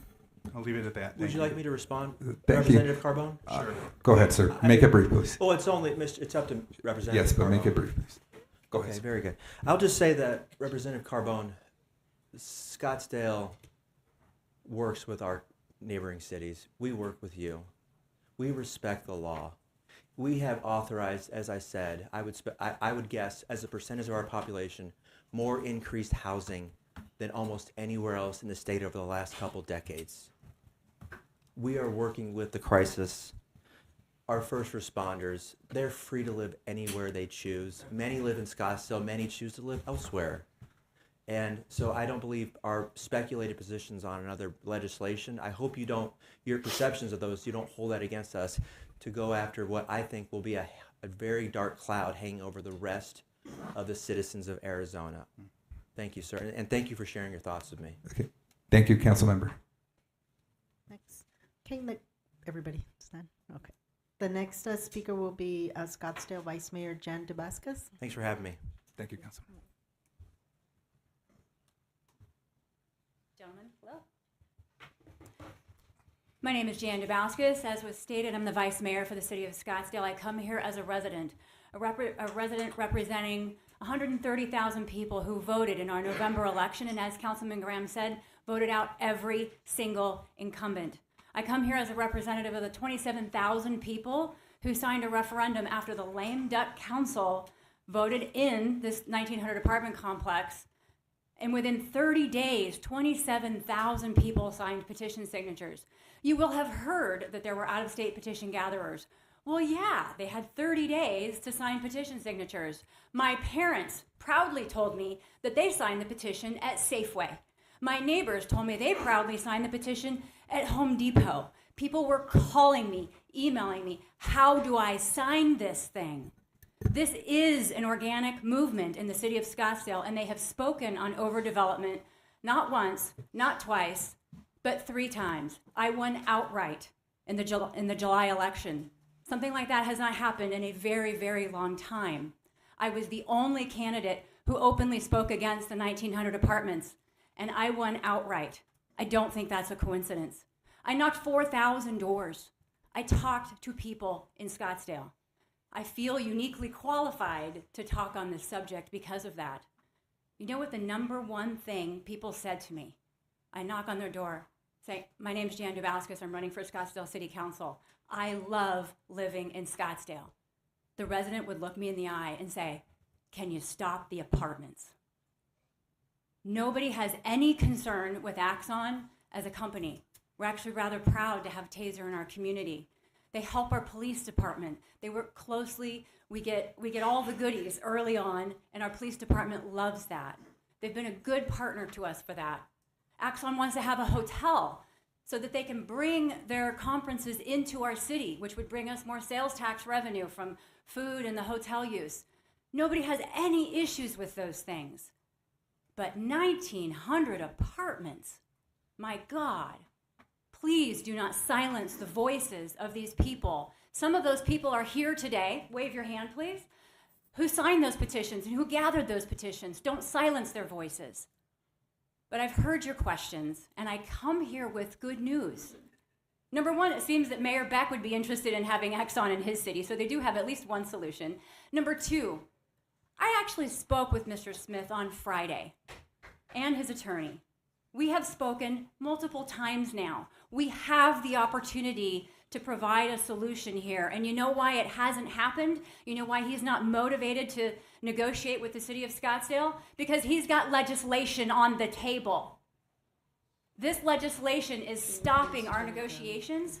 It is hampering what could be a great economic opportunity for our city. So we do have... Vice Mayor, your time is up. Oh, thank you. I just wanted to point out, I love that in this striker, it specifically says 20% of the units, 380 as you pointed out. We have asked over and over, how many units do you need? If he needs 380 units for his employees, that's probably workable in the city of Scottsdale. Thank you. Thank you, Vice Mayor. Members, any questions? Representative Travers. Have you guys predicted what the population growth is for Scottsdale if these units get built? Thank you, Mr. Chair. So we're somewhere... Vice Chair, if you could run it to the chair, recognize me, Mr. please. Chairman. Yes. Representative Travers, we are somewhere in the 240, 250,000 population today. If 1,900 units come in, we're estimating something in the range of 3,000 to 5,000 additional individuals. That will obviously impact our roads. That will impact our need for fire, our water. There's a lot of impacts related to that. Scottsdale is nearing build out. We have about 7,000 acres left over to build, and so we're trying to be very careful and very thoughtful what we put there. And so what I have proposed, and I think would be extremely successful in the city, is significantly shrink the number of units. If now we know that they actually need 380 units, great, let's do 380 units and expand the retail space. I live in North Scottsdale, north of the 101, right there. We have very little retail. I would love to see some retail, restaurants, shops, a really great walking area, which is something that they've already talked about. I think there's a solution on the horizon that does not include 1,900 apartments. Thank you. Any other questions, members? Thank you. Oh, Representative Wood. Sorry. Hello. Hi. It's been a minute. How are you? Great. I'm sure this is the best day of your life. So, question though, and I've asked this a couple times, and I'll ask it again to be consistent because I am trying to figure out all the angles here. Axon with 1,900 apartments, get the hell out. Axon without apartments, we love you forever. Simple as that, yes or no? Yes. Okay. Mr. Chairman, yes. Okay. When I talk to residents and I pitch this, right, I'm trying to get a feel for residents. How do you feel about 1,900 apartments? How do you feel about 1,000? No, let them go. We don't want them. How do you feel about 500? Getting warmer. The residents are really over it. They see the multifamily as bringing in more traffic. When you poll residents, the number one issue that residents express is traffic. Their number one concern is traffic. And number two, then they will say, is overdevelopment. But of course, overdevelopment, traffic is a result of what they perceive as the overdevelopment. So, of course, on council, I spent a lot of time thinking about how do I improve traffic, right? So I've got some ordinances coming up. But residents, they're watching all of these apartments come up. They're watching all these units, and what they say is, my city is changing. Scottsdale is charming. We bring in 11 million visitors per year, and that's an economic driver for the state of Arizona.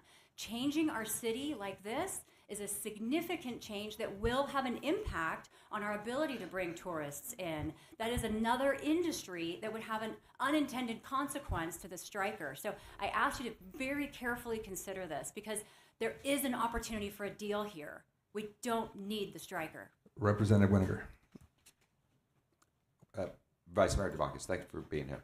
Kind of dovetailing on that and what you just said, I can't compel you all to meet, but would you be open, you, the mayor, I don't know about quorum issues, a meeting directly with them and getting to the heart of these kinds of issues if we made that request, if the bill gets out of committee.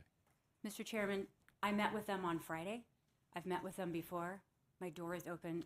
I will meet with them. Yes. Okay, because you, Mr. Chair, Yes. Vice Mayor, you know, you threw out kind of a number, I mean, a ballpark that hasn't been heard before. And so, you know, sometimes we have stakeholder meetings down here and it's really just I can't say the word that it is, but it's just this debacle. But maybe if key leaders from, you know, if this moves forward, from the council and from them, get in with a specific thing of not just yelling at each other for an hour, which usually happens, of getting to, you know, the root things. I hope everybody be open to that. Thank you. Okay. Thank you. Mr. Chairman, I would just like to address that. We have had very pleasant meetings. I think they've had pleasant meetings with several members of council.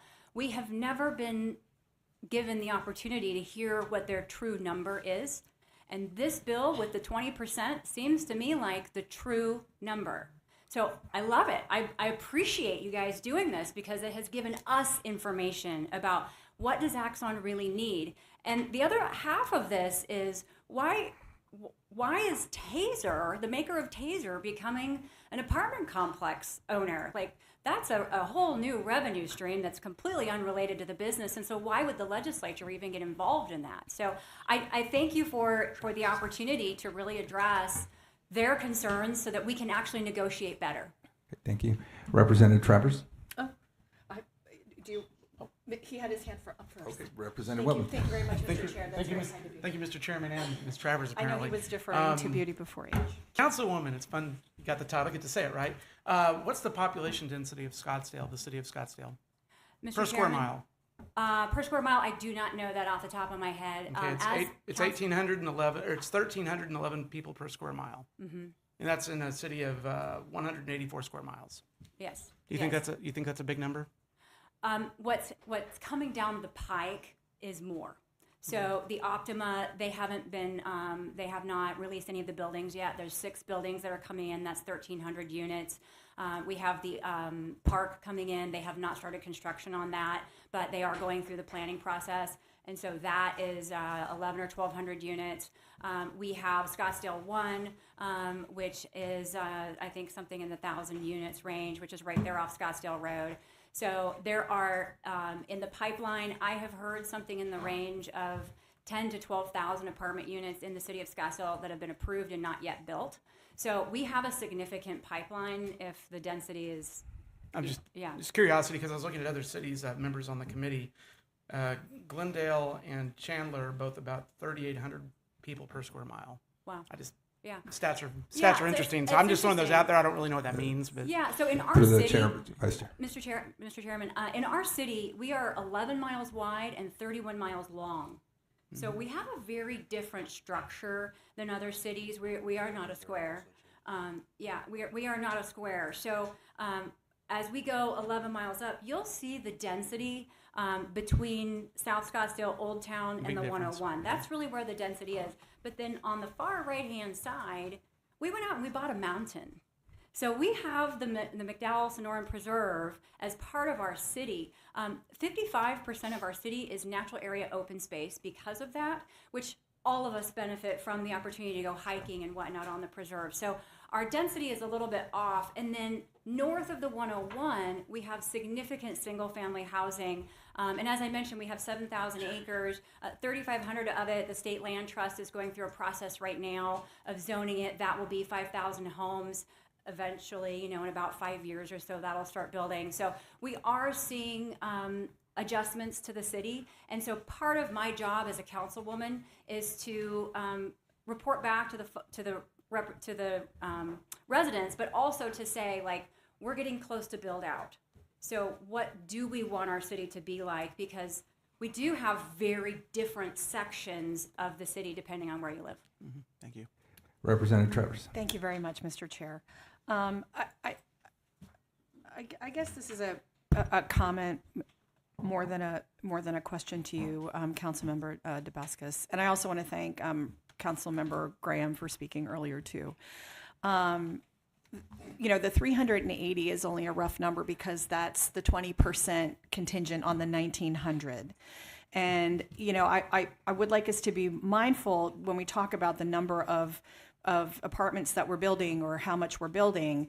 Again, it goes down to this conversation about affordability. I'm looking at all these yellow shirts here, and I'm wondering how many of them can afford to buy or actually live in Scottsdale close to work. I know somebody who works here at the legislature who has a 2-hour commute every day. She has to take a bus to a park and ride in North Peoria, and then she takes another bus somewhere else. And she's probably, making the same, if not less, than what some of our workers are here. And so, while I appreciate the fact that we're, building more and we're creating economic opportunities because people are going to start buying, they're going to be going to the grocery store and the Target in Scottsdale, and all this is really great.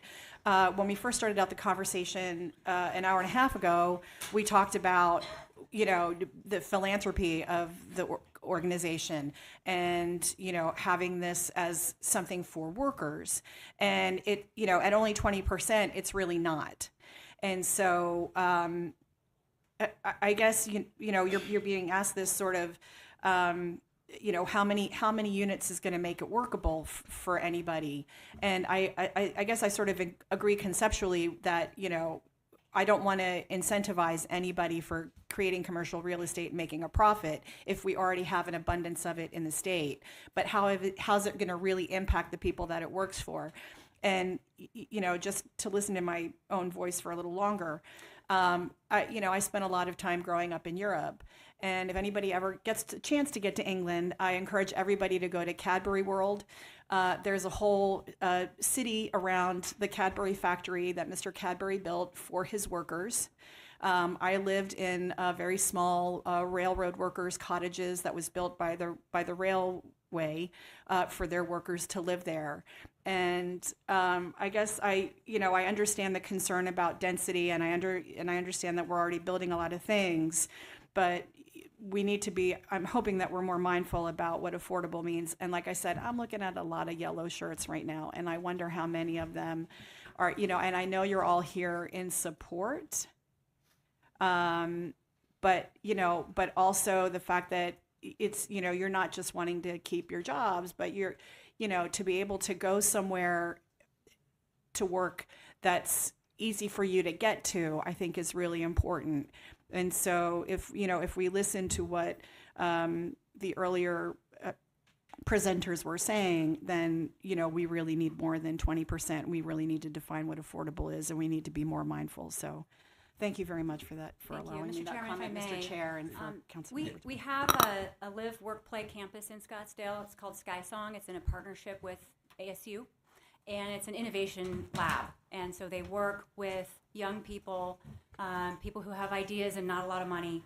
And the idea is to allow their businesses to grow.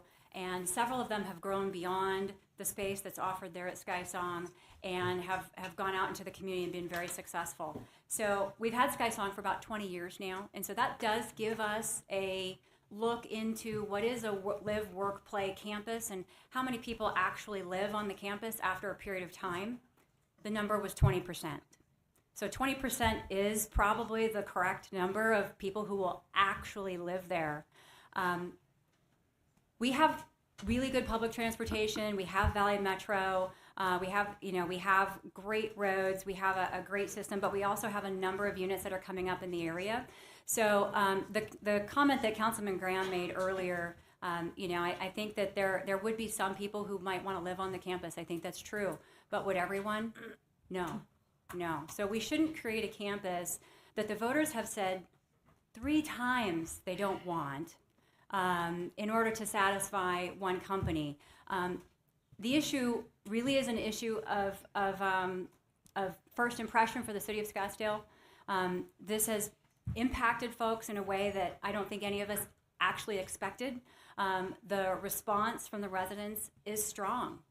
I can't get people, normal people who go to work every day and come home and say, yes, I want this. Our city is also a different component. Our average age is 62.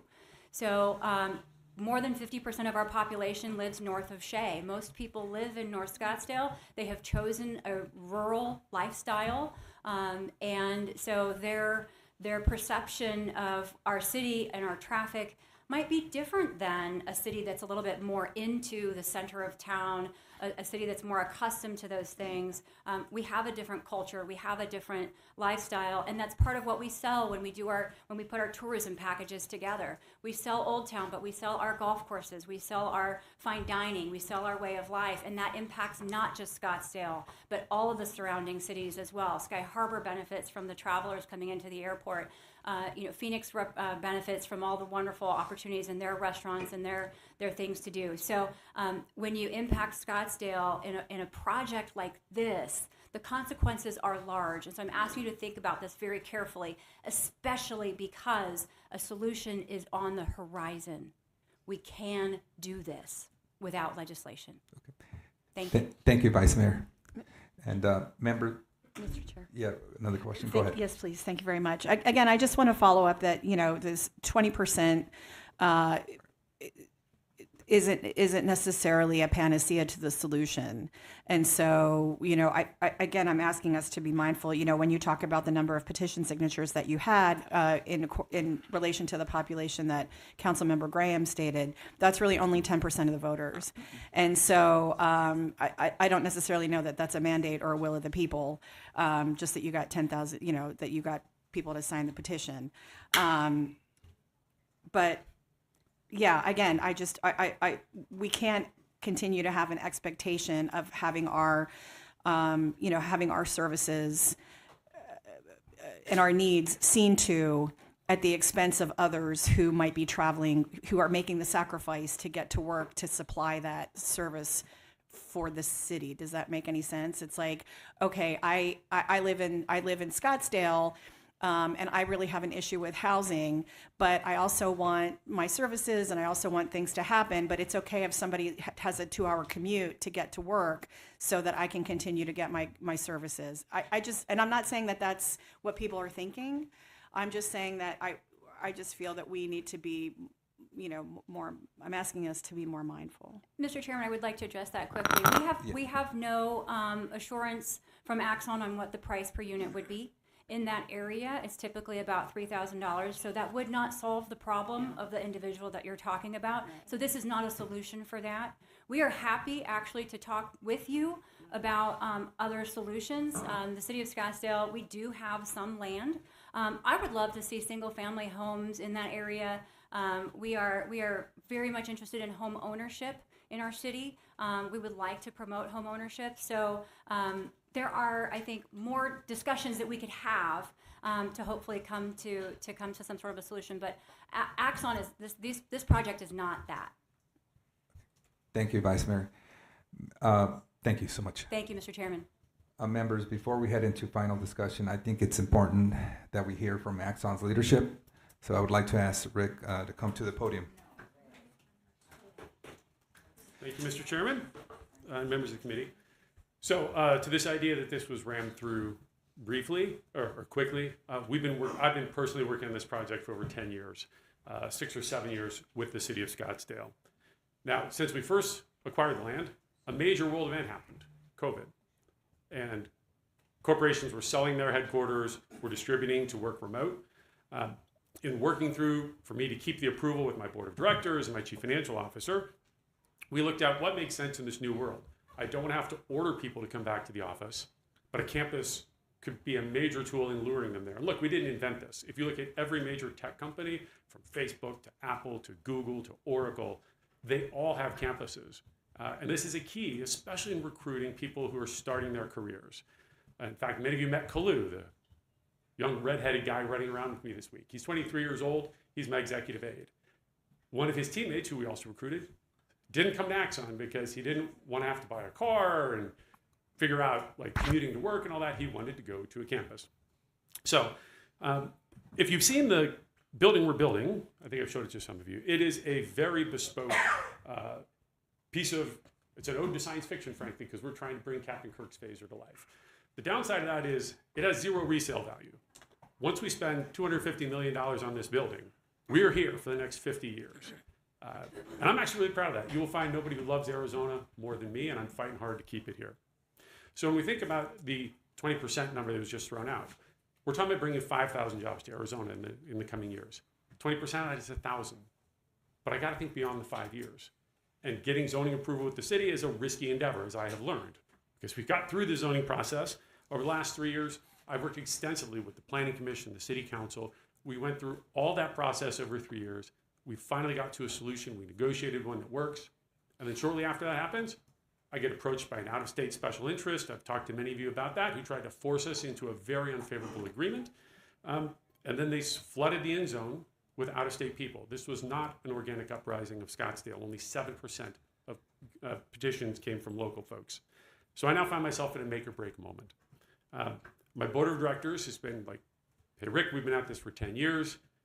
This seems like a chaotic business environment. We're being approached by other states. I've been very transparent about that. They're showering us with love and praise and tax incentives. And what my board is seeing is, frankly, a lot of negativity in social media from my own elected officials in Scottsdale. And it kind of makes it hard for me to make the argument like this is a safe place for us to do business.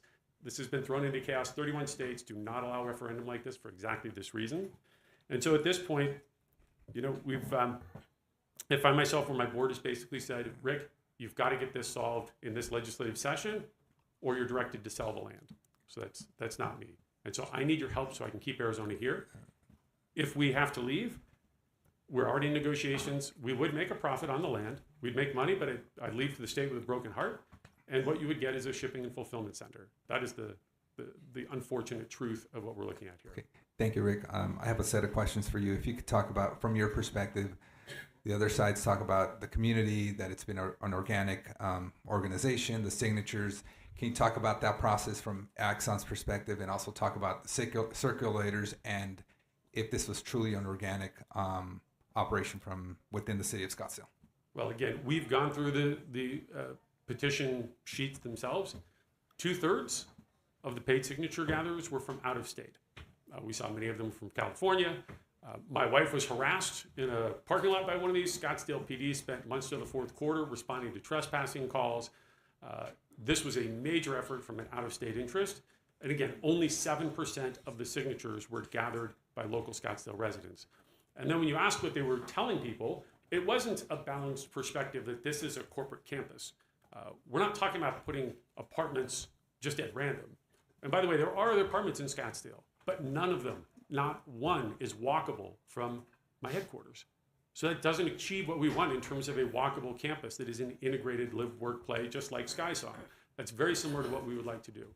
And so, yeah, I can tell you, it is very obvious to me this is not something that was organic. And the other thing I'll tell you is, when I talk to people, or when we are asking the full question, which is not, hey, do you want less apartments?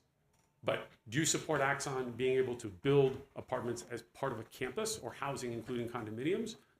4 out of 5 people are a yes when you ask the full question. Thank you. Members, any more questions? Representative Wilmer? Thank you, Madam Vice Chair. Hello, sir. I'll ask you the same question I've been asking everybody else. You get 1,900 apartments, you stay. If you don't, you're out, period. Unfortunately, it is that simple. We either get the zoning, I'm sorry, I should have represented Through the chair, yeah. Mr. Chairman. Yeah. To follow up, to me that feels a little bit like the wife that doesn't get her dinner choice on a Friday night and she files for divorce. Like, I don't understand why, okay, I don't get dinner, I'm leaving you.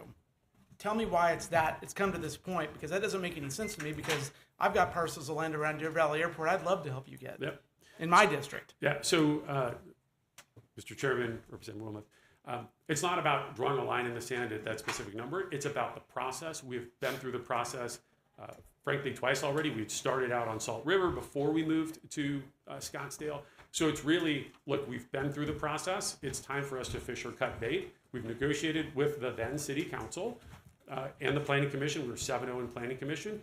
This is, what the board is saying is there's no appetite for us to stay in a chaotic environment of uncertainty for the next 2 years, where we know there will be a lot of public mudslinging towards our brand. It's already been happening. And it is the uncertainty and chaos, whereas the opportunity is to protect the zoning that we've got. And look, I did meet with the vice mayor, and we're just nowhere close. in terms of what we need to be able to assure that I can grow in Arizona for decades to come. But it truly is Scottsdale or bust. Mr. Wilmer, through the chair. Mr. Chairman, sorry, follow up. It is truly Scottsdale or bust for you at this point. There's no other options. Mr. Chairman. In terms of other parts of the valley. Representative Wilmoth, that is correct. I think at this point, the board is seeing that Arizona is an unpredictable business environment for us based on all the work that went into this. We have $70 million invested in this, and it's just been thrown back to the starting point. And frankly, the new city council has run themselves on a very staunch sort of anti-apartment, anti-development. So we don't hold out any hope that we would be able to get to a solution with them. And a rezoning is another 2 years. I mean, eventually you have to make a decision. And that's where we're at. Members, any other questions? Mr. Chair. Representative Travers. Hi, thank you very much. Just to say, we had a lovely conversation in the UK last year with your fellow Axon employees, and it was very informative, and we appreciate the time that you gave us. I guess I'm just going to ask a really simple question. Why do you want these apartments?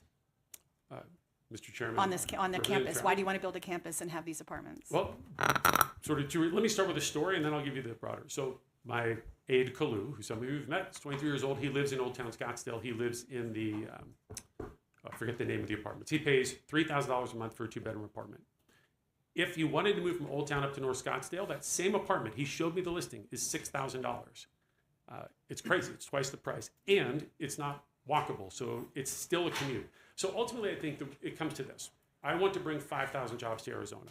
If those 5,000 people work in my headquarters and they all live out in the suburbs, I have to add 5,000 cars to traffic hour every day for them to commute in. If 2,000 of those same jobs live on campus, that's 2,000 less cars commuting every day during rush hour. They consume less water than when you have a home that's got a yard and a pool. So really what we're saying here, the choice is, do we want to bring these high-paying jobs to Arizona?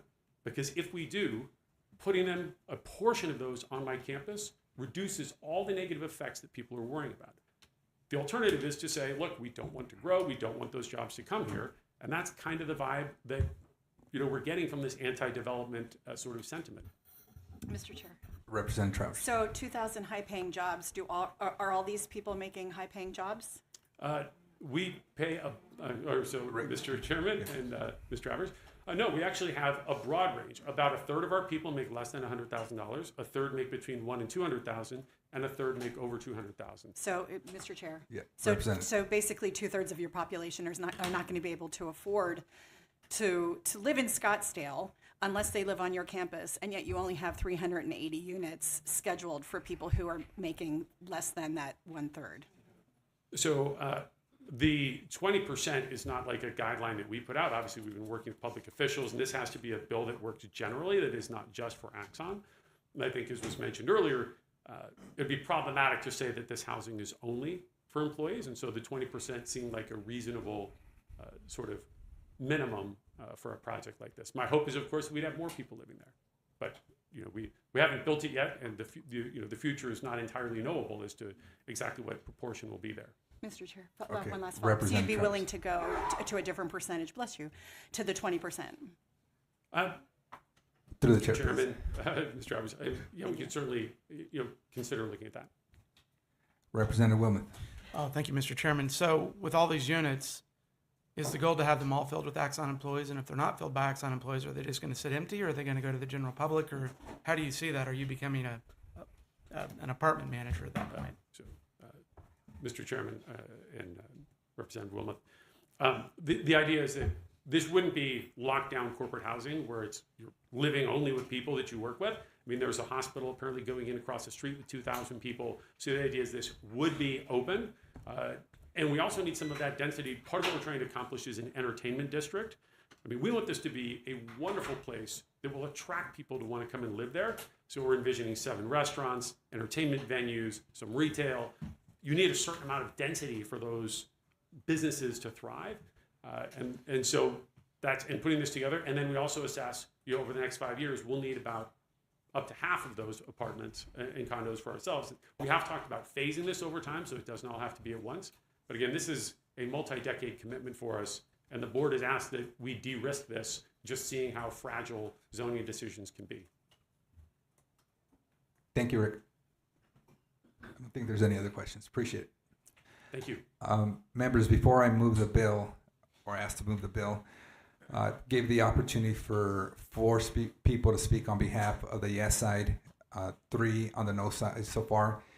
We're hoping the mayor of Scottsdale would be here to present her case. She's not able to be here, but Rep. Ugenti is going to be reading a statement on her behalf. Thank you, Mr. Chair, for indulging the statement. And yes, the mayor regretfully couldn't be here, so I'd like to read her prepared remarks that she provided me. As mayor of my hometown, Scottsdale, I stand together with my fellow residents, council members, and our Scottsdale legislators in strong opposition to Senate Bill 1543, the tailor-made Axon bill. I encourage each of you to do the same. Specifically, I ask you to vote no on the proposed legislation, the subject of today's hearing. The reason why I oppose this legislation and encourage you to vote no: 1, Axon's headquarter campus was approved by Scottsdale City Council in 2019 with no mention of housing, much less extreme high-density housing. As of today, Axon has not taken any action to build their corporate headquarters on their Scottsdale site. 2, 5 years after the headquarters was approved, Axon initiated a zoning application for high-density apartments, condos, and hotels. Although throughout the zoning case, Axon encountered overwhelming opposition from the community, from voters, from stakeholders. Being in an election year, Axon withdrew their zoning request in that late year of 2024. Then the 2024 election resulted in an overwhelming message to the former council, including the former one-term mayor, that Scottsdale residents are opposed unequivocally to more high-density apartments that are overwhelming our community. After the replacement of the majority of council in November of 2024, Axon came back with their super high-density application and received approval by the Lame Duck Council. Our community was outraged. A referendum effort was quickly initiated, and the requisite signatures were easily obtained. In fact, nearly double that was required. Rick Smith, who leads Axon's expansion project, never initiated contact to discuss how Axon might work with the city and the residents to improve the embattled Axon project and to be successful. I requested a meeting with Mr. Smith on March 20th and encouraged him to work with the opposition and other stakeholders to find common ground. He confirmed his willingness to reduce Axon's density and work with council to accomplish a resolution. But now it appears Axon is looking to cut an easier deal with all of you, one which will now threaten to deprive Scottsdale residents and the City of Scottsdale policymakers from participating in the critical process. As mayor of Scottsdale, I urge you and assure you that I stand ready to work with Axon to continue to try to work toward an acceptable solution. I urge you to let our city accomplish the goals and allow this important company stay here if they're willing to participate and come to the table. As proposed, Senate Bill 1543 is a clear circumvention of the constitutional entitlement of our state, an end run that benefits one applicant. If this legislation is successful, it will have far-reaching negative consequences for the city of Scottsdale and all other cities that fall within the specific population range. This is not the way to accomplish the goals. It's myopic, and it's not going to work. I stand ready to avail myself to discussions with Axon, together with my fellow council members, residents, to identify a plan to support Axon's goals and move forward successfully without the state legislature depriving all of us of that opportunity and right. Thank you so much for the time. No problem. Thank you. Yep. Okay. Madam Chair, please move the bill. Mr. Chairman, I move that Senate Bill 1543 be returned with a due pass recommendation. Madam Chair, please move the amendment. Mr. Chairman, I move that the Rivero Strike Everything Amendment dated March 24th at 3:11 p.m. be adopted. Members, the motion before you is that the Rivero Strike Everything Amendment dated March 24th at 3:11 p.m.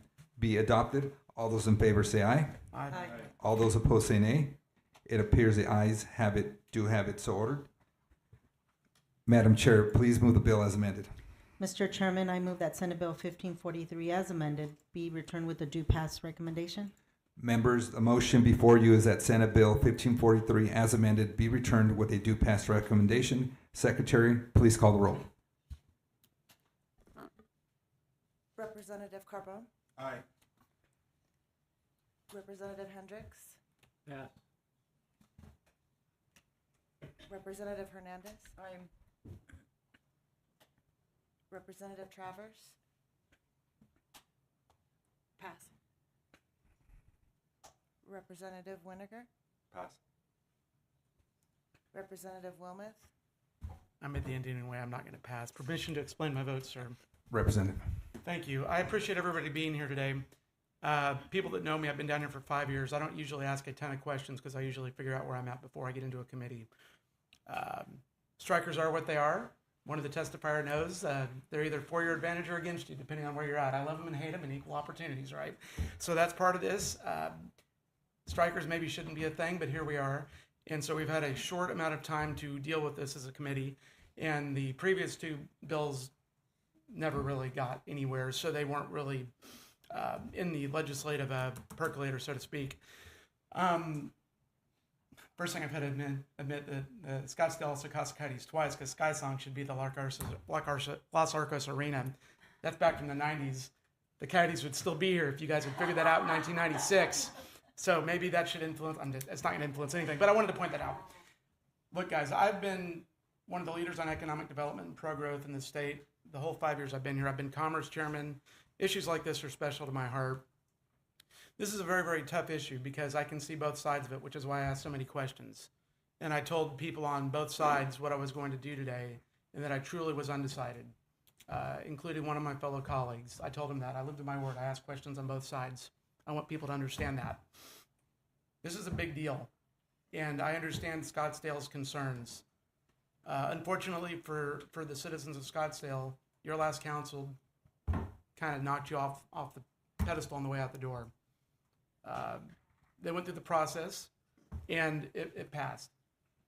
Lame duck or not, it happened. So that has to be part of the discussion as well. I have a bit of a Ron Swanson pyramid of greatness to this place. I call it the Justin Wilmoth Legislative Pyramid of Greatness.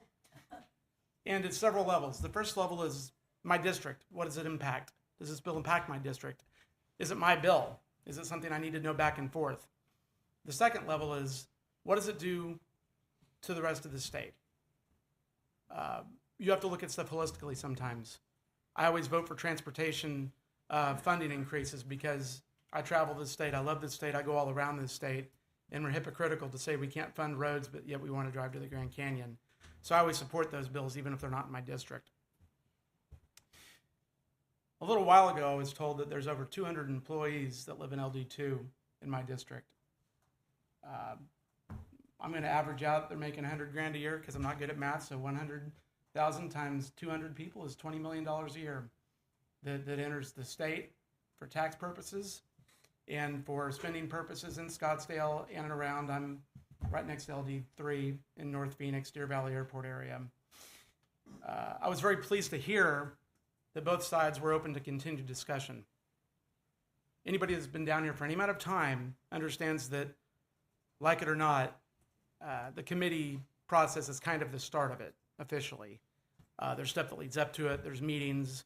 Things try to get killed under the cloak of darkness or they get put on an agenda. And while those other two bills didn't advance, I have nothing to do with that. If this was a state like where I used to work in Oklahoma that didn't have strikers, we wouldn't be here right now. But at some point, somebody thought strikers were a good idea. I don't know when that was. I did not live here then. Knowing that everybody, from what I heard today and the questions that I asked, I'm a big fan of the art of the possible.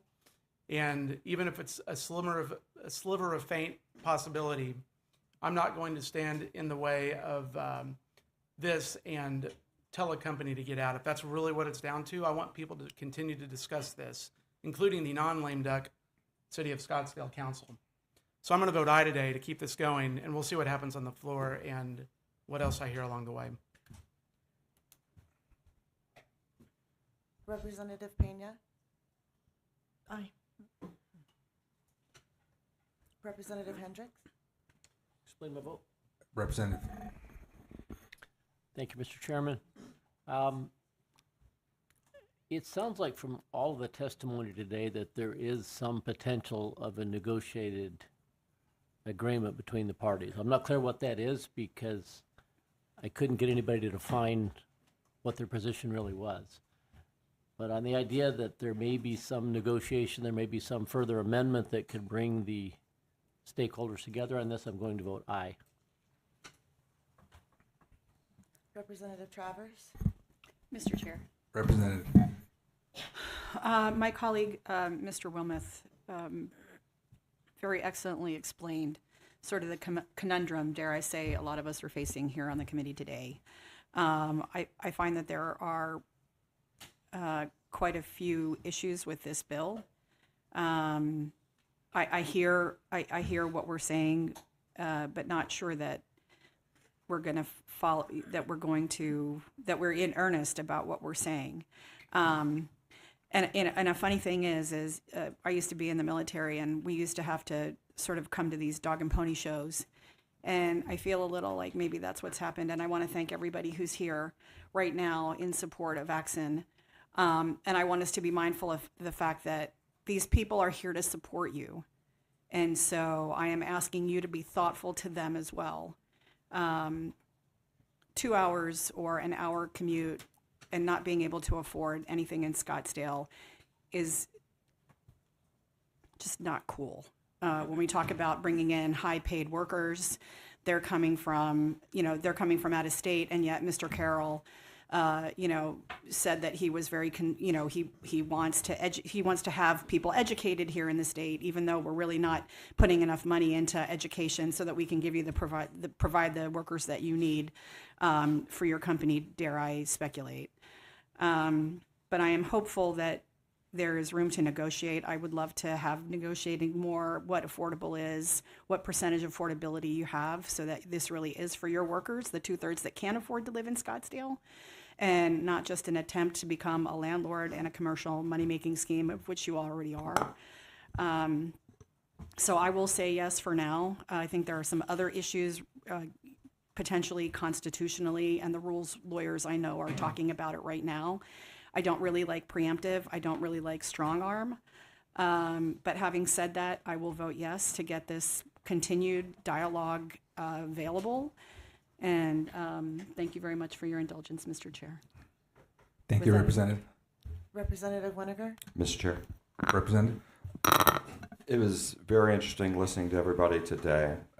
Few things that I expect to be addressed or talked about. One is the policy in there, and is this pertaining to just raw, undeveloped land, or could somebody come in, put a moniker of a global headquarters on something, even if it's the right thing, that's already there, and then just use it as a way to just build apartments and a hotel on existing property. I also think it needs to be looked at of what happens, where's any clawback or any consequences if it falls below these totals of 2,000 employees, of the median income multiplier, of the global headquarters. What if it goes away down the road? And at least for myself, I mean, I can't compel anybody, but I'm going to insist that I think there should be a meeting. There should be a meeting.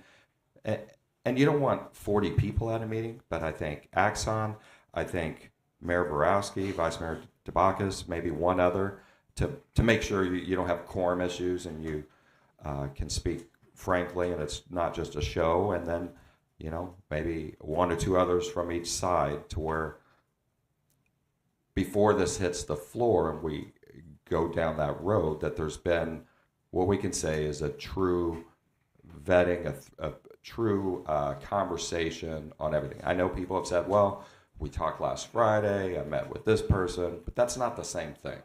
And we do this with all kinds of bills here, where something passes out of committee and we say, but I expect you all to get together and work on this. And not just a dog and pony show where you're just going through the motions, but that each side is actually talking and possibly changing their, tweaking their position here and there to possibly get to something that everybody can agree with. I think with this big of an issue,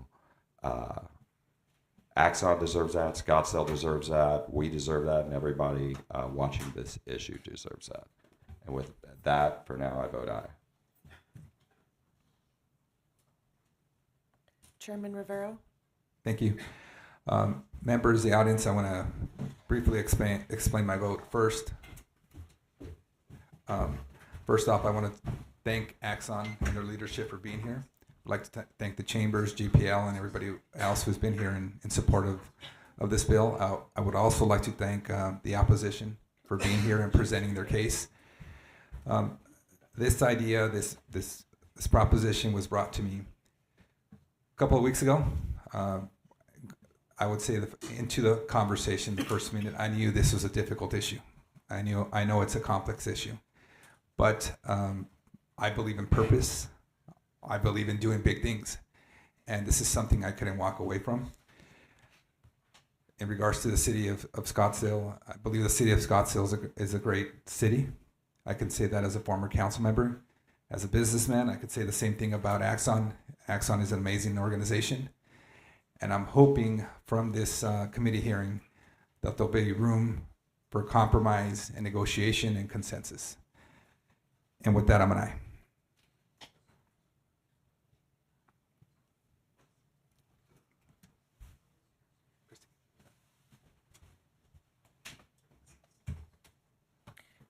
Eight yeses and 2 absent.